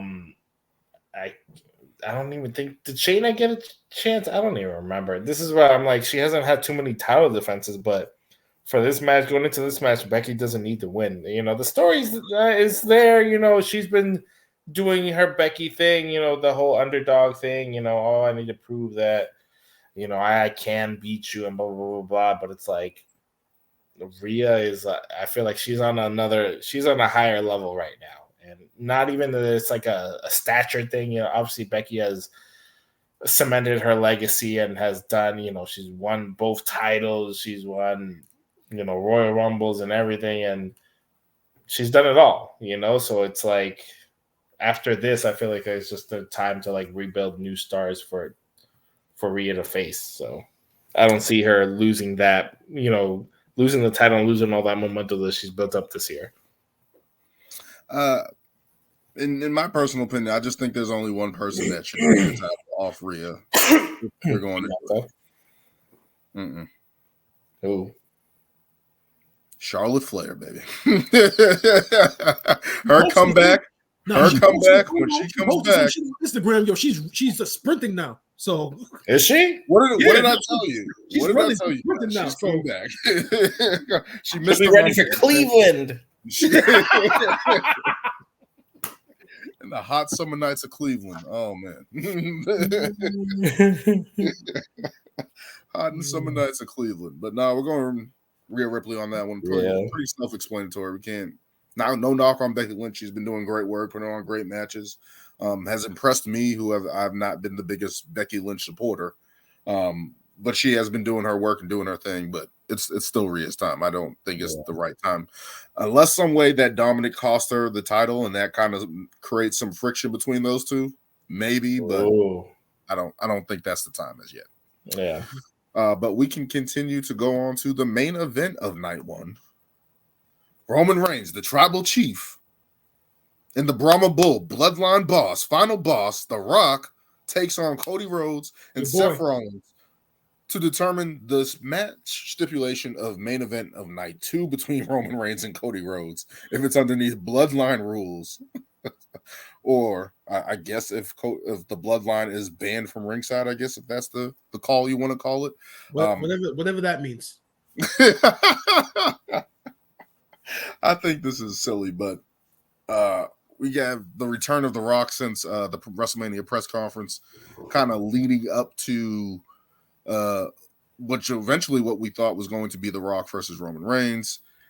Cody Rhodes comes out after being disrespected, his family being disrespected. They're talking crap about his dad. Basically says, no, I'm going to take the shot. And for the past 2 months, we have been getting promo after promo between The Rock. We finally seen The Rock get physical, which was nice the last 2 weeks. And then we saw Roman Reigns get in on the action, which I kind of been alluding to. When we had that assault with The Rock on Cody Rhodes, I thought it would have been better if Roman Reigns was also involved. And I thought that beatdown on Monday Night Raw simplified that with how impactful that was with the belt and them beating the hell out of Seth Rollins and Cody Rhodes in the middle of the ring. But who do you guys have winning this match with big implications on Bloodline storyline? Cody Rhodes finishing his story. Who do you guys have winning this tag match? Okay, so this main event match right now is literally going to set the tone for WrestleMania Sunday's main event, right? Yes. So So I mean, there's so many different scenarios of how this could play out, and we'll talk about the main event in a little while. But when I look at this match, you can't. At the end of the day, you cannot deny the appeal of the Rock. Now, I'm pretty sure that when they adjusted this plan for WrestleMania, I'm pretty sure Rock's influence includes a win. I mean, you don't have arguably one of the Mount Rushmore superstars come back for a tag team match just to lose. So you have that scenario out there. Then you also have to factor in, because Cody and Seth have their respective title matches the next night. You also have to ask who takes the pin, because who takes the pin could also have implication on what happens on Sunday. I mean, for instance, if Cody takes the pin on Saturday, that automatically means that okay, he definitely can't take the pin again on Sunday. That he has to come out on top. Same thing with Seth. He takes the pin. Actually not so much with Seth, because Drew is a different animal right now. But as far as Cody goes, you can't fathom him getting pinned two nights in a row. But because of that, I mean, I feel that Roman Reigns and The Rock are going to come out on top and just add more obstacles for Cody to overcome in order to win the world title. I almost feel as though because of Rock's involvement, because of the beat down last week in the rain, like we had all had said that, like, it almost seems as though people are more interested in Rock and Cody than Cody and Roman. Mm-hmm. But they did on SmackDown with Paul Heyman's promo kind of redirect Roman and Cody, because Paul Heyman had said Roman was the one that sent Rock over there to attack Cody. So they kind of did reconnect, but we saw the attack, and we just think that Rock and then Cody would be the better matchup. So what I think is going to happen is that Roman Reigns and The Rock are going to win. Rock is gonna pin one of them. I don't know which one, but Rock is definitely going to be the one that's going to get the pin. We move into the next night. And matter of fact, I'll save that prediction when we get to the main event. So I'm going Roman Reigns and The Rock. Okay. I know. I was thinking about I think the way I was approaching this was like, do we really want all this bloodline chaos again? Not again, but like bloodline chaos in the main event of night 2, because that's not essentially what happened last year, but obviously the whole thing was Solo. Exactly. I mean, it was just Solo. I'm just saying it was just Solo that came out and screwed him. But it's like, do we really want the same kind of same scenario happening again? And then it's like, but like Brian made a good point. He's like, are you really going to have The Rock come back just to lose? Obviously, with the whole final boss thing is like, well, here's one more obstacle for Cody to overcome. Because obviously they're going to, if they win, they're going to go in, well, look, here you go. You already lost once. Now you're going to lose again, because there's no way you're going to win in Bloodline rules. But it's like, I think personally for me, I just wanted to see kind of clean Roman versus Cody, but I don't know. I feel like this is all alluding to just going to be a bunch of chaos on night 2, which I don't know. I feel like the main event should always just kind of be between those two people and not have all these like outside interference, which I feel like is what they're kind of counting on. But I don't know. Yeah, I think I'm going to go the same. I think the Roman and Rock are going to win on night 1. Oh, boy. This is tough, because I just remember when the start of this whole thing, when Cody Rhodes said to Roman Reigns, you're going to be all alone when I face you again. You're going to be all alone. There's not going to be any bloodline. It's just going to be me and you heading into whatever match we get down the line when I challenge you again. That's what he said. He said he was going to be all alone. So that gives me implications. Hey, that one, the bloodlines are going to be banned from ringside. That would be my first implication. But then on the other side, with bloodline rules, in my head, I'm just thinking that doesn't mean that Cody can't have other people help him defend himself against the bloodline in that match. So that's my thinking of that. But just the way that this has been going on, and to have The Rock just come back and take a L, that's my main thing. I just don't see that happening. And maybe that's the way you can create friction down the line between Roman and The Rock. But I just don't see The Rock and Roman losing on night one. And yes, we have a bunch of heels winning on night one here. If I look here at our going down the slate, which is not usually the WrestleMania blueprint, but I just don't see I just don't see you having The Rock lose coming back, and especially with Roman, and especially the beatdown that we just got on Monday Night Raw. Although that usually indicates the opposite, right? We usually have the beatdown and the heel standing tall. It usually means the babyface is going to win the match. But in this aspect, just because it's a tag match and it's on night one, I don't think that Cody Rhodes and Seth are going to win. I think that there's going to be some bloodline involvement, of course, with Jimmy and Solo. But ultimately, I think it's Drew McIntyre that ends up costing that team the match. And just sticking a thorn in the side of Seth Rollins and having him go double whammy on WrestleMania.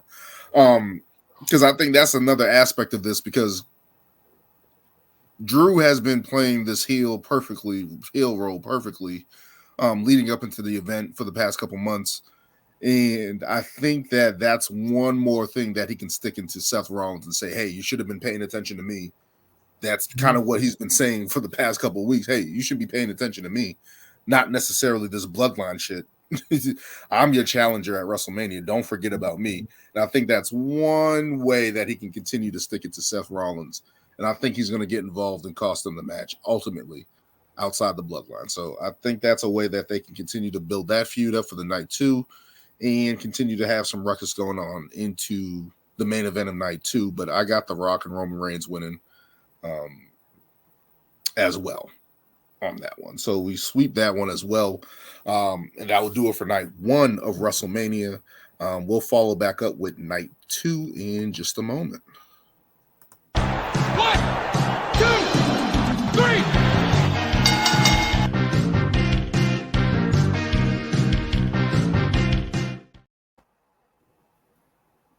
And we are back here with night two picks here. Continuing our road to WrestleMania on Sunday.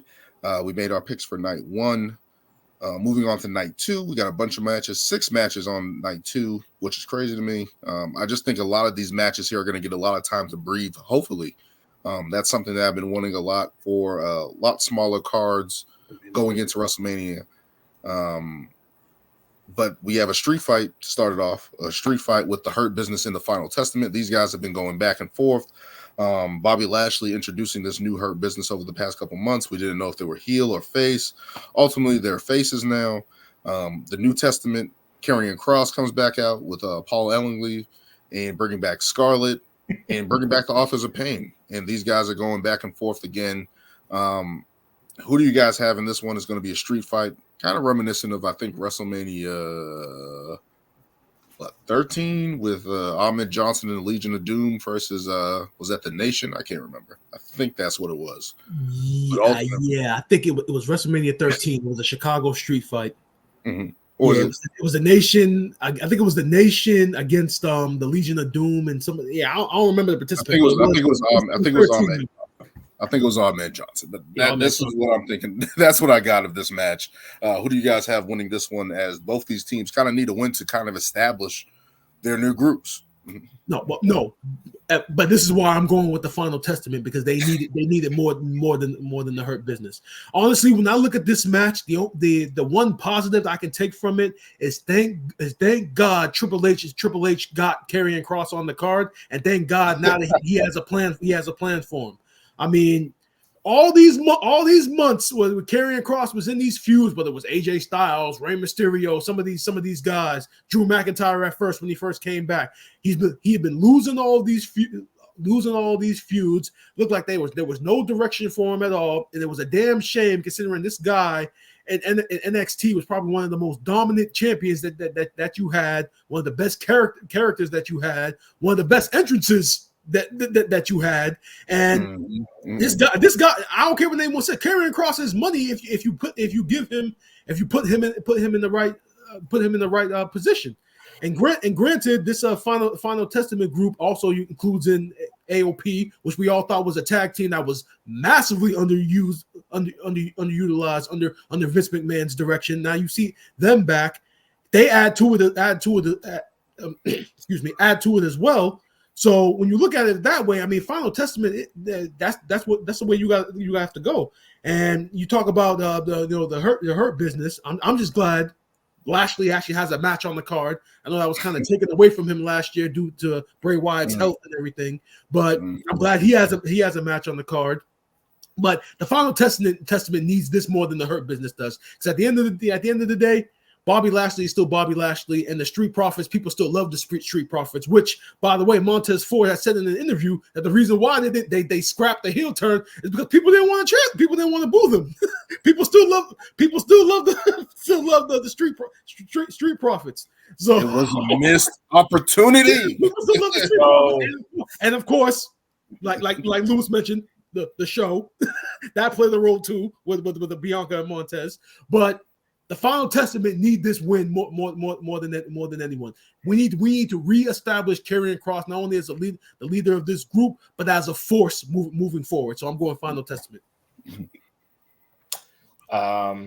That Hurt Business heel turn was definitely a missed opportunity, because they were heels for like a hot second. They were like taking out LWO and everything. Should have just kind of continued with that, but whatever. But yeah, Final Testament, I feel definitely needs the win. Here we go, going with another heel winning. But, it's all Wrestlemania, isn't it? I know, but it's like the Hurt Business. I don't know. The Hurt Business is just like they should have been heels too, and it's just like actually, Lewis, before you continue, actually, the name of their group now is the Pride, but.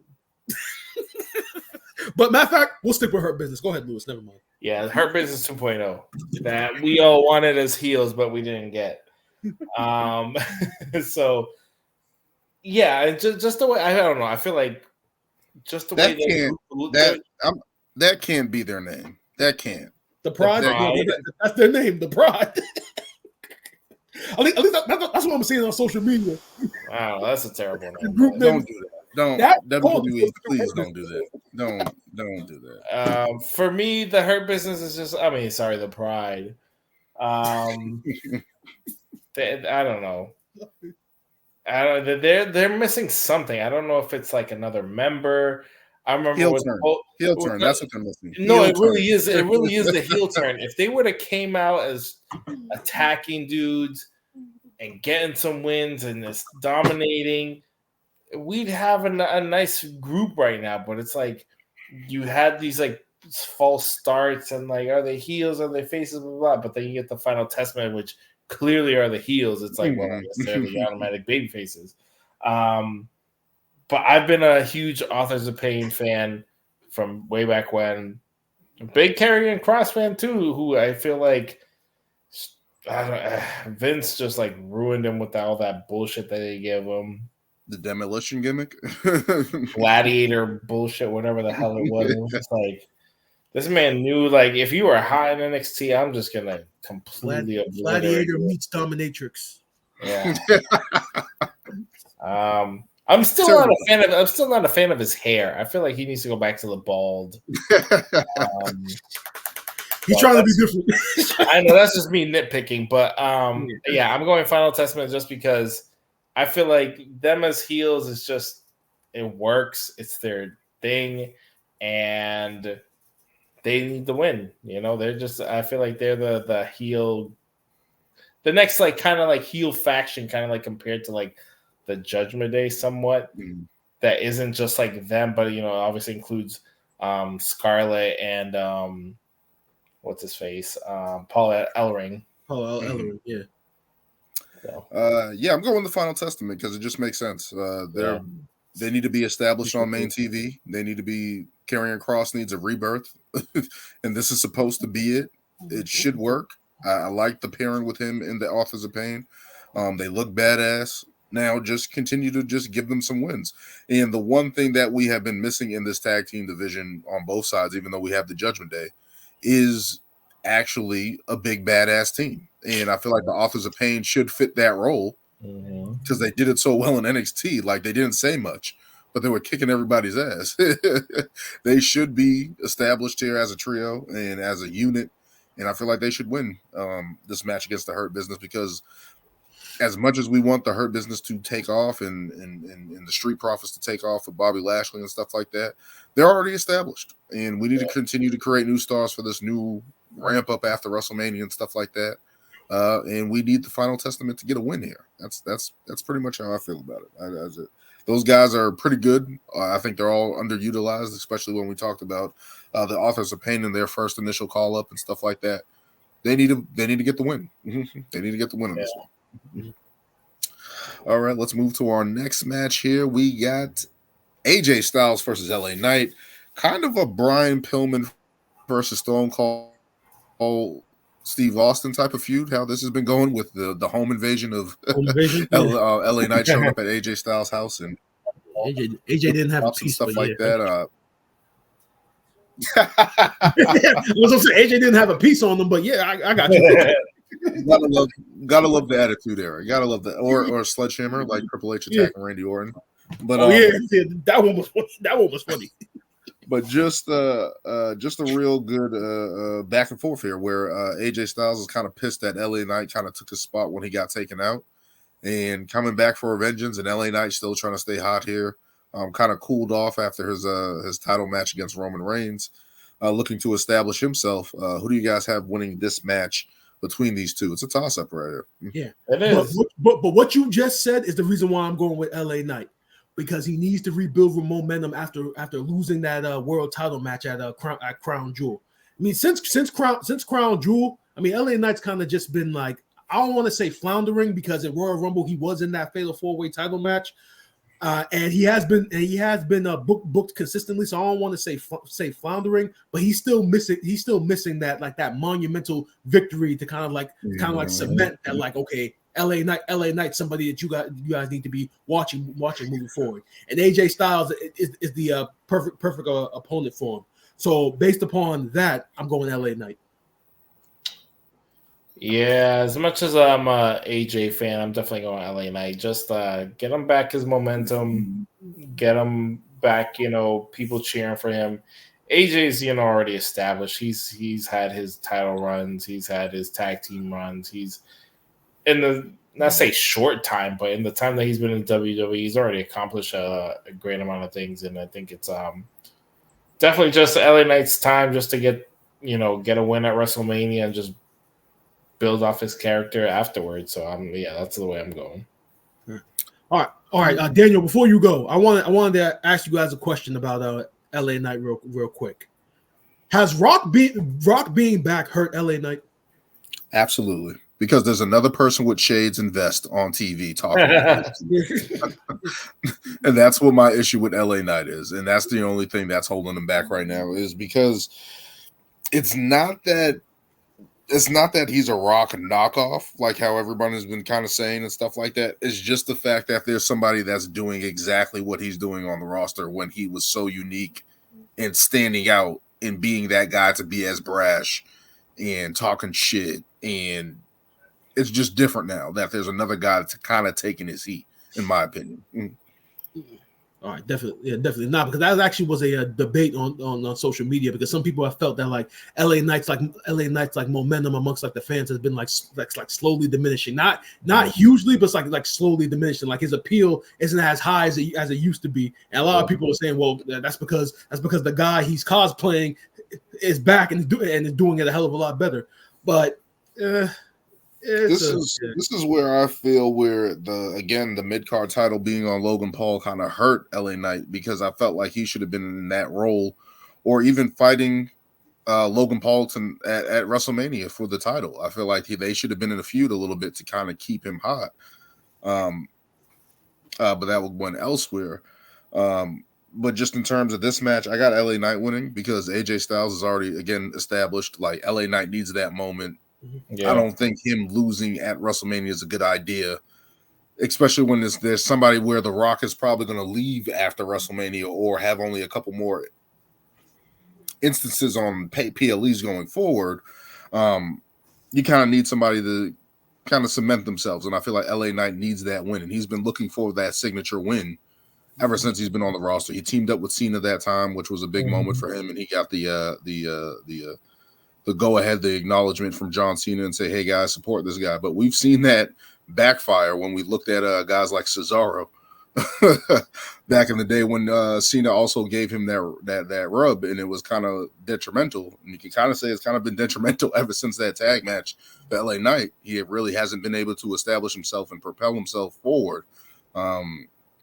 Ever since that Saudi Arabia match with Roman Reigns. So hopefully he can get back on the footing here. I got LA Knight. We're all picking LA Knight for that matchup. Let's get into the United States title match. Logan Paul versus Kevin Owens versus Randy Orton. This has been basically since Elimination Chamber. Logan Paul costing KO that title opportunity where we thought that he was in position to win in the Elimination Chamber. What do you guys think about this matchup coming up? Randy getting involved in it somehow. Oh wait, did Logan Paul cost Randy? Logan Paul cost Randy. Yeah, I'm sorry. Yeah, sorry, I'm messing that up. He cost Randy Orton in the Elimination Chamber. Kevin Owens getting in the middle of it, and this has just been a cluster for me. Watching from the outside, looking in. Who do you guys have winning this match and winning the United States title? Daniel, you've been teeing me up so well tonight. As soon as you said cluster, that's the reason why I'm thinking Logan Paul is going to retain the United States title. I know his logo is going to be on the ring mat at WrestleMania. I totally forgot about that. To start off the sponsorship deal, it would be kind of stupid if the guy who's the face of the brand, whose product is on the mat, loses the first time the product is on the mat. So in a way, that would be kind of foolish. That probably was negotiated when they did this deal. That like, the first time Prime is on the mat. Yeah, I gotta win the first match because that's my product. That's my side business right there. So I need that win. So, like other wrestlers have been holding his Prime drink, like drinking it on the show and stuff like that. So it's like he's pretty established. Yeah. But also, I know Logan Paul's kind of he is a part timer, even though he's been on SmackDown every week leading up to our WrestleMania. So it's very easy to pick against him because he's not going to be around anymore.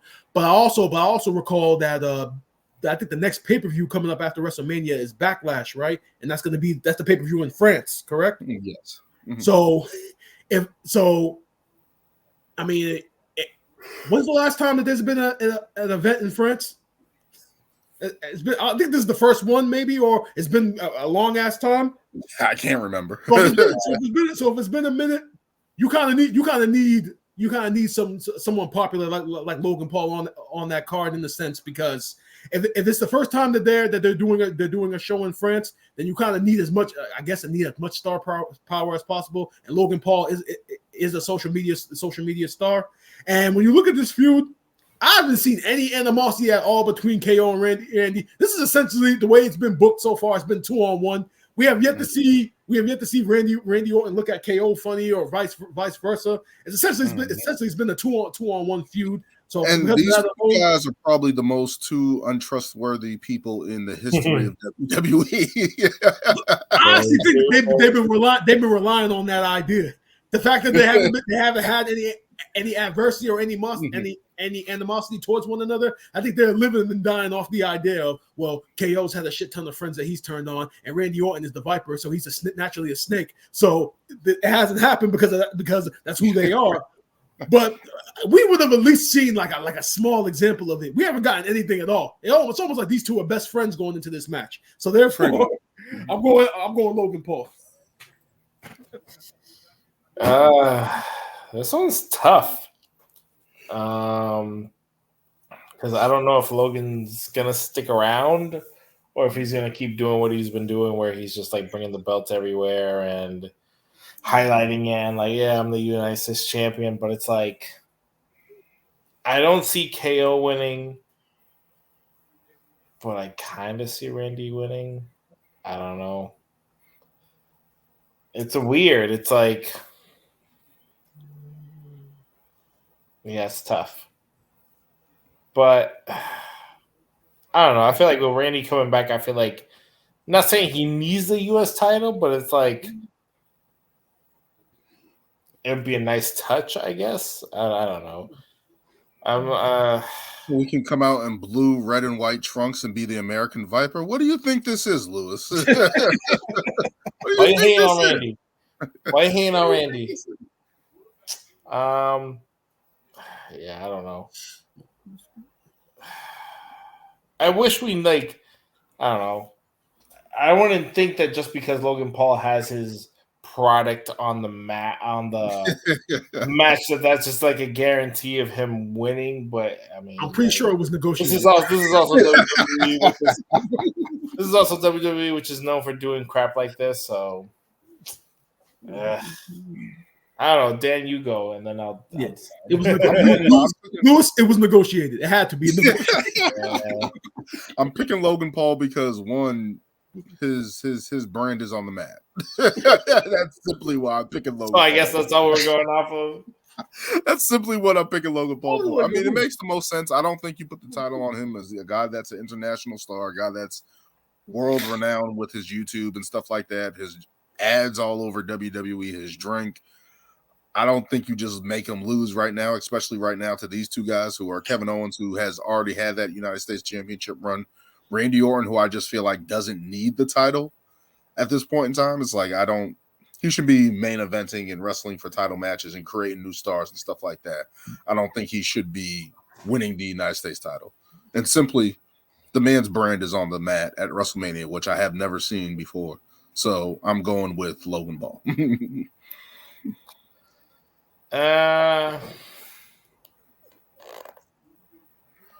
Randy's won the U.S. title, right? Yes. Correct. So has Kevin. Wait, has Randy won? I'm pretty sure he has, hasn't he? I'm pretty sure he has at some point. I believe so.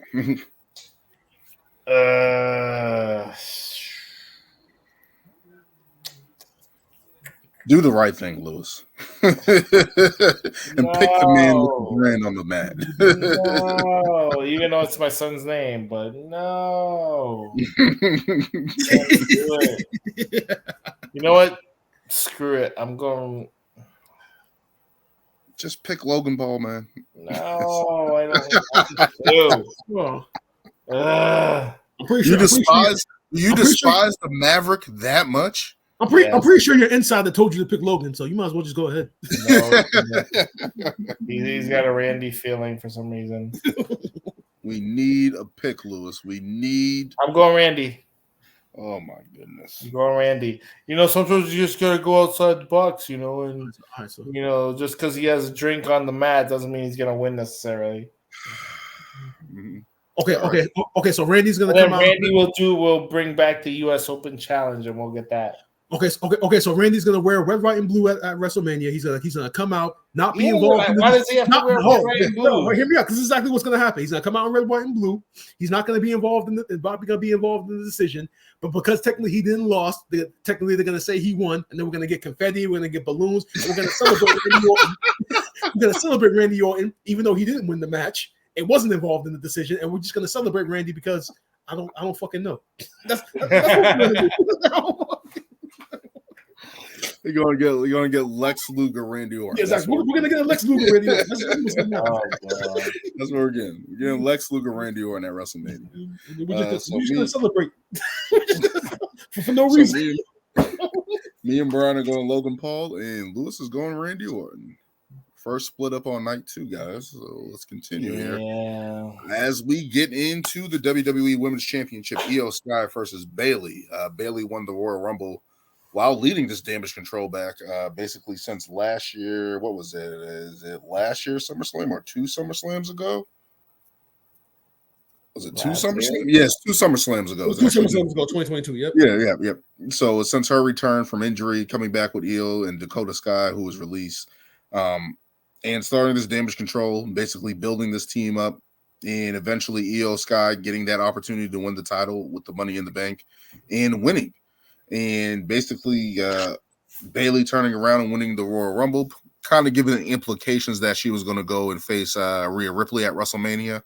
At the last second, decided to turn around and face Io Sky because basically Damage Control, adding Asuka and Kairi Sane, have kind of been putting her on the outs and eventually saying, hey, they were going to take her out at some point. So before that, Bayley and her lead pipe took out Damage Control and basically challenged Io Sky for a title match at WrestleMania. Basically, the story writes itself. Bayley has been the creator of Damage Control. Io Sky is kind of the new iteration of Damage Control. Who do you guys have winning this matchup and leaving WrestleMania as the WWE Women's Champion? See, this is another tough one. So he needs more time. yeah, exactly.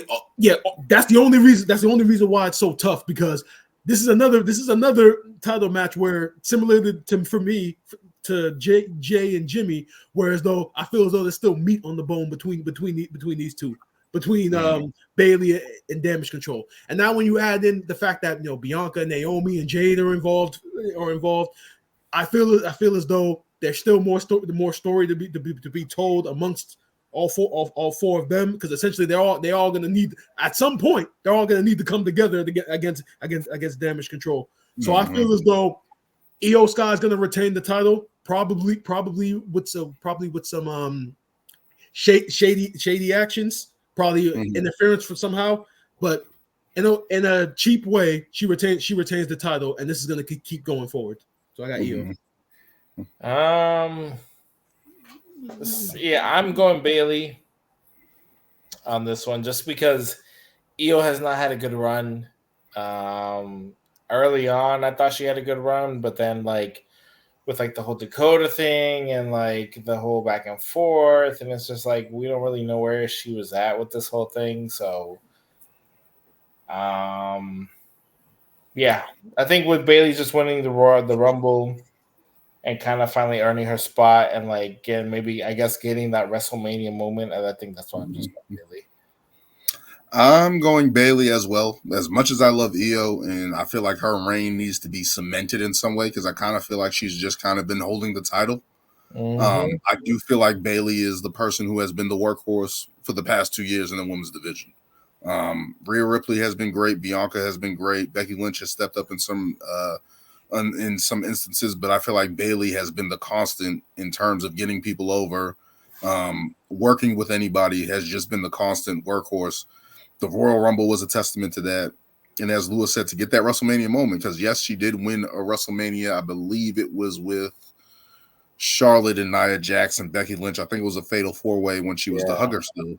I think that was 2018 WrestleMania. Winning that match as the hugger and stuff like that. She really hasn't had that moment to shine the past couple years, and has been on the losing end of a lot of title matches and a lot of feuds. But I feel like this is the moment for her to finally get that moment. And she has been working for that moment. She's been putting work in her character, her gimmick, the heel change ever since the pandemic, and Ding Dong Hello. So many iterations, so many changes, like a chameleon, but has been able to get other people over. And you see that she was able to get Damage Control over in the long run. And I just think it's her moment. I think it's her moment. Even though I agree with Brian that there's still more meat on the bones, I still think you can continue this feud even with the title change. So I'm going Bayley on that one. Bayley. That was the hugger gimmick coming back. That's the only question. That gimmick is dead. Never. Never. That's the inflatable Baileys. I don't know. The only way that gimmick comes back is if her number one fan is her tag partner. Yeah, her number one fan, Izzy, or whoever she was, that little girl comes back and like inspires her, like, hey, you can be her, you can be this girl again. That's the only way it works. WWE does have the bandwidth to make it happen, so we'll see what happens with that one. Me and Lewis going Bailey, and Brian going Io Sky for the WWE Women's Championship. Let's continue on to one of the more underrated feuds. Do we need to spend a lot of time more on underrated feuds that has been picking up. True. It has been picking up momentum the past couple weeks. Drew McIntyre has been on a tear, winning the Elimination Chamber since this heel turn. Has just been a monster in terms of promo work, destroying Seth Rollins, destroying CM Punk. But Seth Rollins fighting back the past couple of weeks and building up some steam of his own. Who do you guys have winning this matchup for the World Heavyweight Championship? I'm gonna keep this short and sweet. The question for this match isn't who's gonna win. The question is whether or not we're gonna see a Damian Priest Money in the Bank cash in. That's the only question. That's the only mystery. That's the only mystery of this match. Other than that, Drew comes out on top. Let's move on. I didn't even think about the whole Damian Priest thing, but that is a big possibility. But I mean, this man literally can still hold that briefcase for like, what is it, like another 2 months or something, or like another 3 month? months. I guarantee a lot of people were like, "Yo, hold this off until we get situated." But yeah, this is definitely Drew's moment.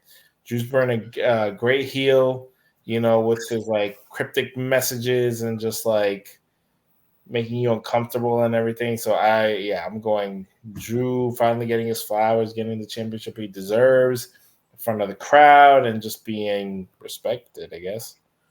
Just to say, Money in the Bank 2024 is on July 6th. As of this coming Saturday, April 6th, Drew will have 3 months to get rid of the briefcase. Okay. I got Drew in this one as well. Pretty self-explanatory. Best heel in the business right now has just been getting over. Has been killing it. Killing CM Punk. He had a funeral last week.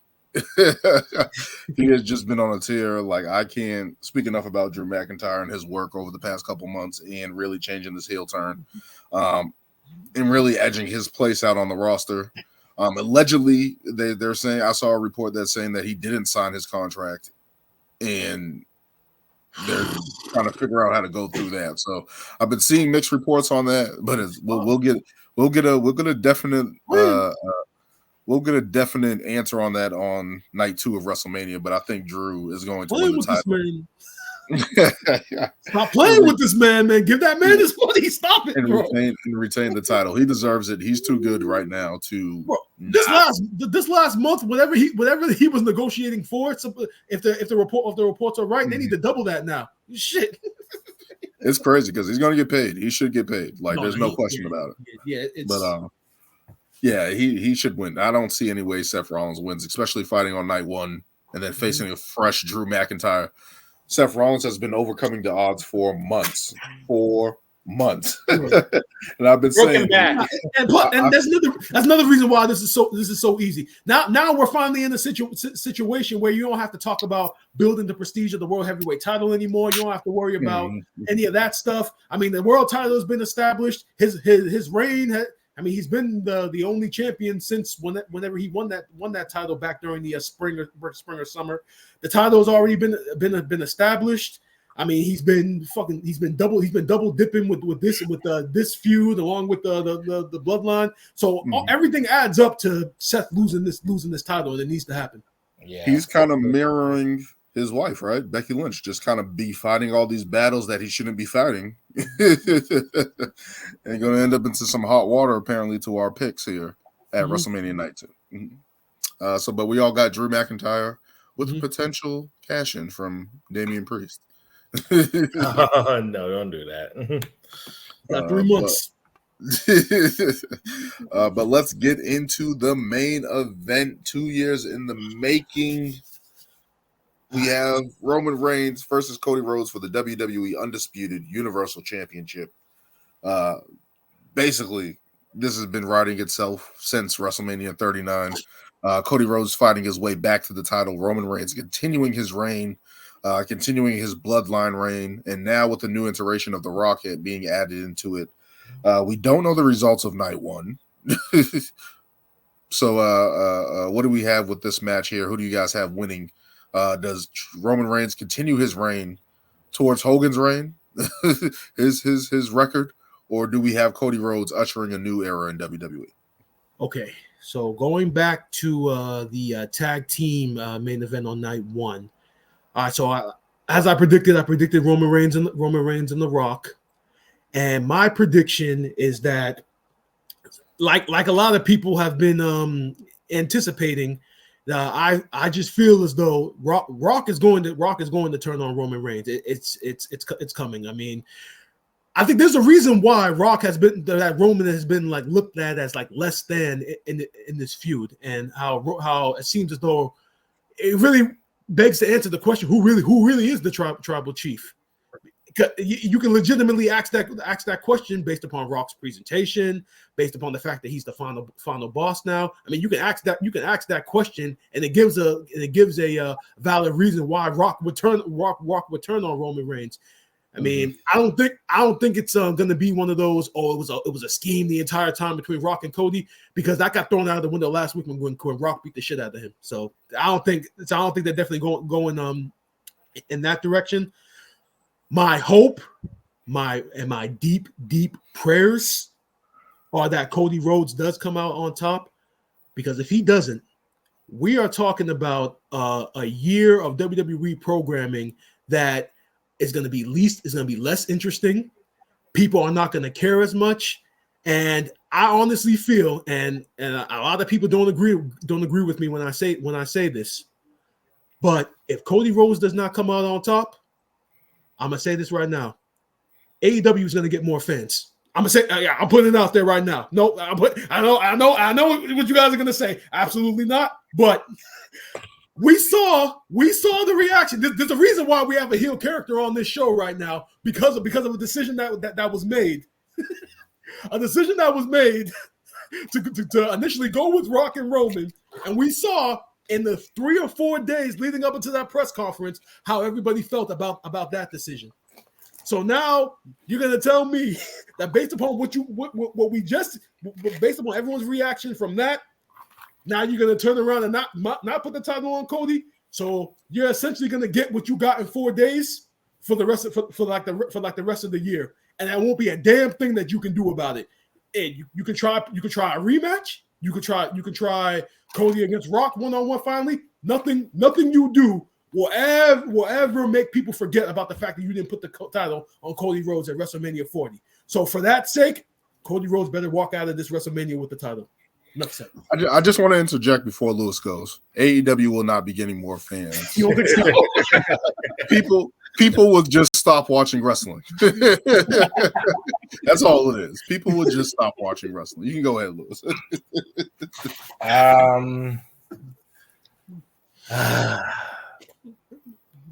There's a lot of factors into this, because it's like we've all been wanting Cody to finish the story since last year. And it's just like, what is, do more people, I guess it's not even based off the fans. It's like, what does WWE want more? Do they want somebody to actually break these records from years and years ago in the modern era? Or do we give the fans what they want in the sense of Cody finishing the story? It's like, which hand is heavier? Mm-hmm. I'm going to sit here and say I personally want Cody to win the title. And I think that's just like the pick I'm going to go with, because that's the same pick I made last year. And if it happens 2 years in a row, then goddamn, these motherfuckers know how to swerve us like crazy. And I don't know. I really hope it's just like, not saying that we all know Cody Rhodes is a bona fide champion, but it's like, is he? Yeah, don't even start because you have been the biggest Cody supporter for the last year until the whole Rock thing. So throw that out, and you know he is. Has he won the title, Lewis? Is he a champion? So you're just gonna throw out everything you were pushing for the past year. I'm just asking a question. Yes or no? Is he a champion? He was a tag champion. You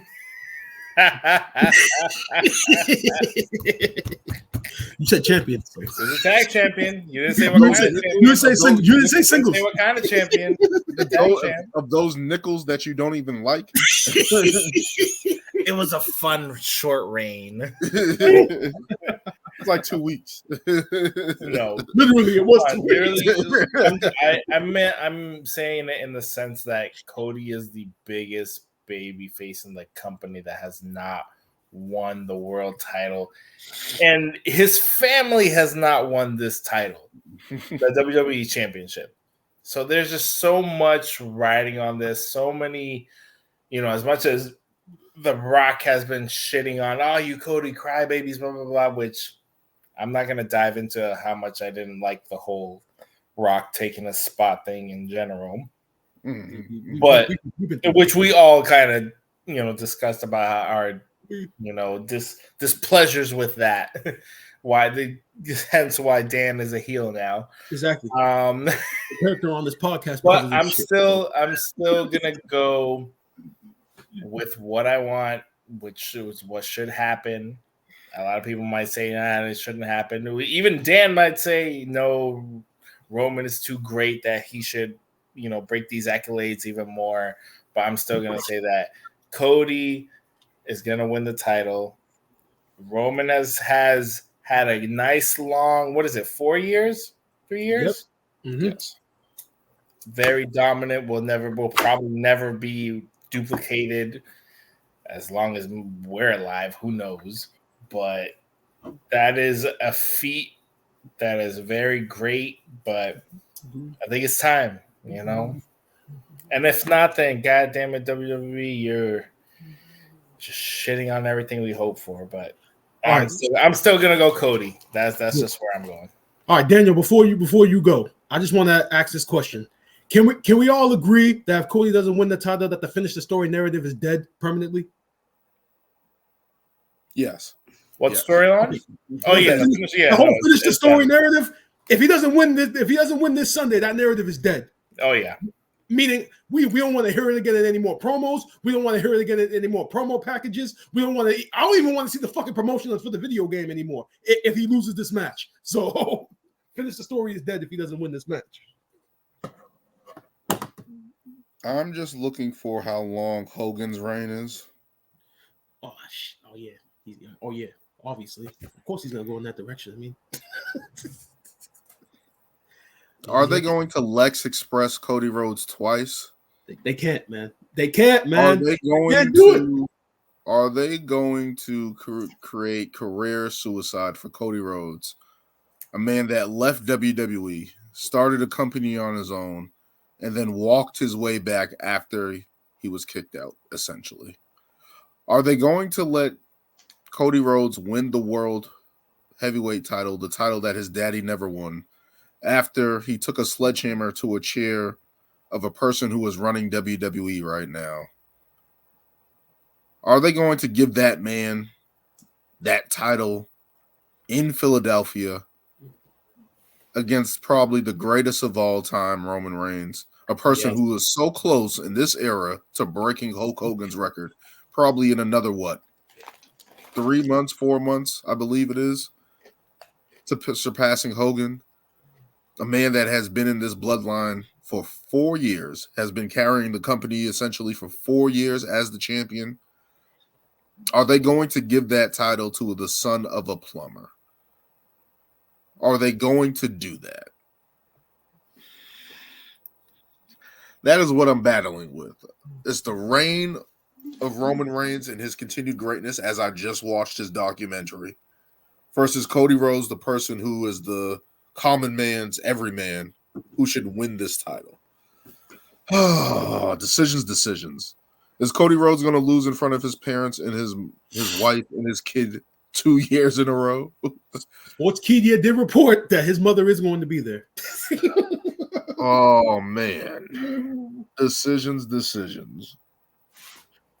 Oh, man. Is Roman Reigns going to be done?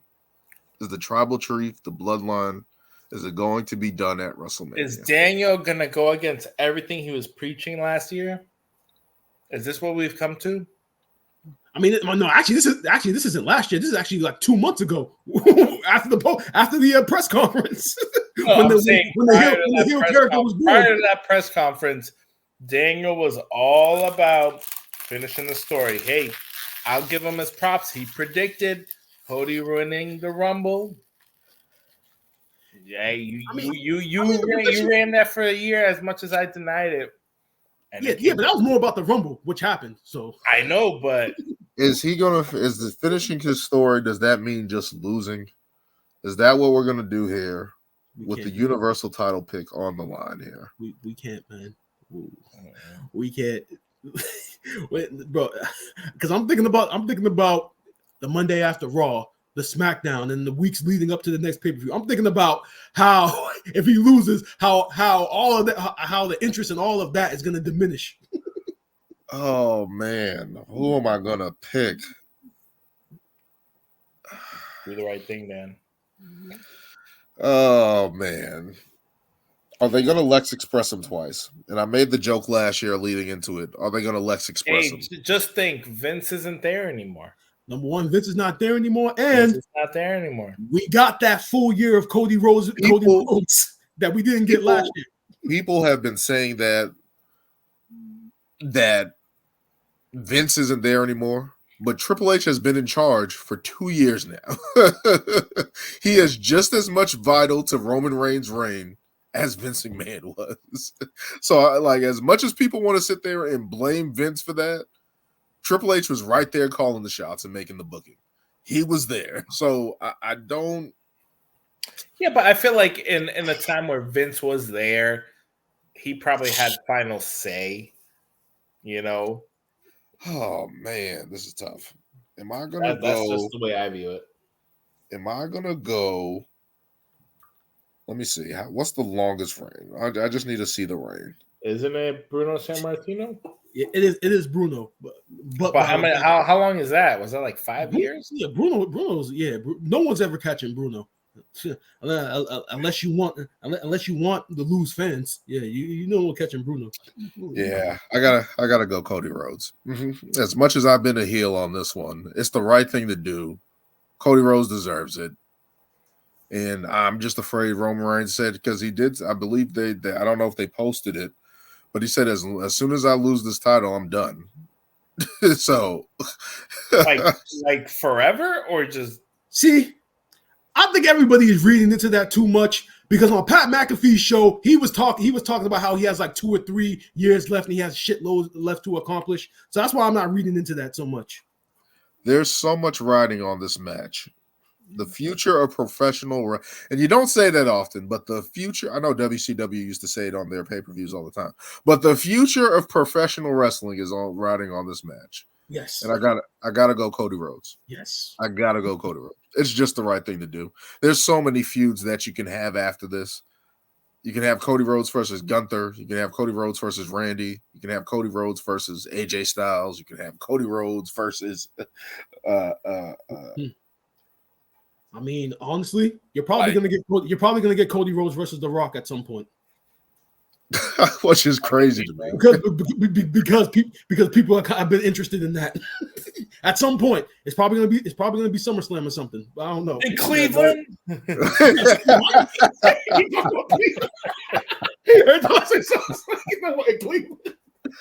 Oh man, you're killing Cleveland, man. You're killing Cleveland. I'm just saying, you're talking about these great spectacle matches in Cleveland.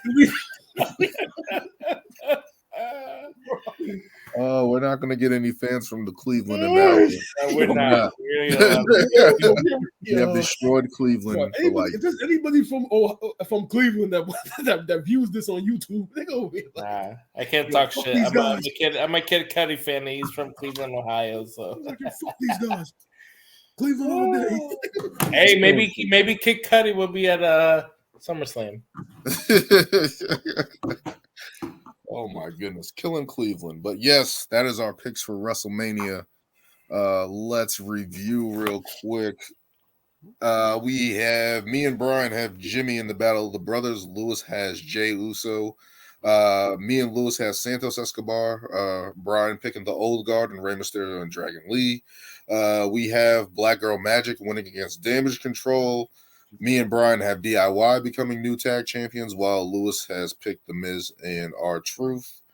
Me and Lewis have Gunther winning the Intercontinental title, where Brian has Sami Zayn winning. We clean sweep Rhea Ripley retaining her title at WrestleMania. We also have The Rock and Roman Reigns winning the tag match against Cody Rhodes and Seth Rollins for night 1. We have the Final Testament in the street fight on night 2. We also have LA Knight defeating AJ Styles. Me and Brian are picking Logan Paul to retain the United States title, while Lewis has Randy Orton. Me and Lewis have Bayley winning the WWE Women's Championship, and Brian has Io Sky retaining. And in the last 2 matches, we have Drew McIntyre becoming the new World Heavyweight Champion, and we have Cody Rhodes becoming the new undisputed WWE Champion to end night 2 in our picks. A lot of heels winning on WrestleMania, which isn't usually the case, but a lot of things are happening there where we just got to go heels. But yes, we have a bunch of new champions apparently in our picks, which makes me kind of nervous. Kind of nervous, especially in those heavyweight title matches. It's usually one or the other. But yeah, those are our picks for WrestleMania night 1 and 2. A long one here. Going to be interesting to see what happens at WrestleMania happening this weekend. Going to be an extravaganza. CM Punk is also going to be on commentary for the Drew McIntyre and Seth Rollins match. Meek Mill is going to be there. Lil Wayne is going to be there. They're trying to get Travis Kelce, I believe. I saw something in reports. Oh, you mean Jason Kelce? His brother, yeah. Jason. God damn it. Well, it's been a long night, bro. One of them brothers that played for the Eagles. It's Jason. One of those guys with the beard. You guys know what I'm talking about. But yes, that's going to be leading up to this weekend here. There's a SmackDown. I believe there's a Battle Royal. The Andre Battle Royal is going to happen on SmackDown in a couple of waste of fucking time. What is it? They're having the Andre the Giant Memorial Battle Royal on SmackDown. At least they put it on SmackDown. But I just want to let you know that when it's on, I'm not going to be watching. I'm not going to be paying attention. I can give two shits. Why should I care? Season. Why should I give a shit about it? Why should I give a shit about it? Because it's not like whoever wins is actually going to be advanced. It's not like whoever wins is actually going to have like a future storyline or nothing. They're just going to win it, hold the trophy, and then next week it's going to be like they'll get to hold the trophy at WrestleMania and be like, "Hey, I won." Bobby Lashley did that last year, and what did it really do? Not a damn thing. Yeah. Oh man. And he was champion at the Royal Rumble. Yeah. On top of that, what pisses me off even more is that because there's only 3 women's matches on the card. I actually saw on social media that fans were trying to get a hashtag going to get a women's battle royal to get more women on the card, and I'm completely against that. I only want it if there's stakes attached to it. Yeah. You put a title shot on it, okay. But if it's just gonna just for the sake of putting the women out there on the card, fuck that. I'm not interested. Sorry. Just keep the 3. So you're gonna let Ronda Rousey just continue to go rampant on social media with? She's just trying to sell books. I mean, that's what they all do. That's what all these athletes do whenever they're coming out with their own book. Put a couple of juicy stories in there, and then when they go on their little promotional tours, start talking shit about people to get people to buy the book so they can hear more about it. Everybody has the same strategy when they're selling books. So we're not. So you're not going to be interested in Ronda. Are you going to buy Ronda Rousey's book? Is that the question? We all are going to buy Ronda Rousey's book.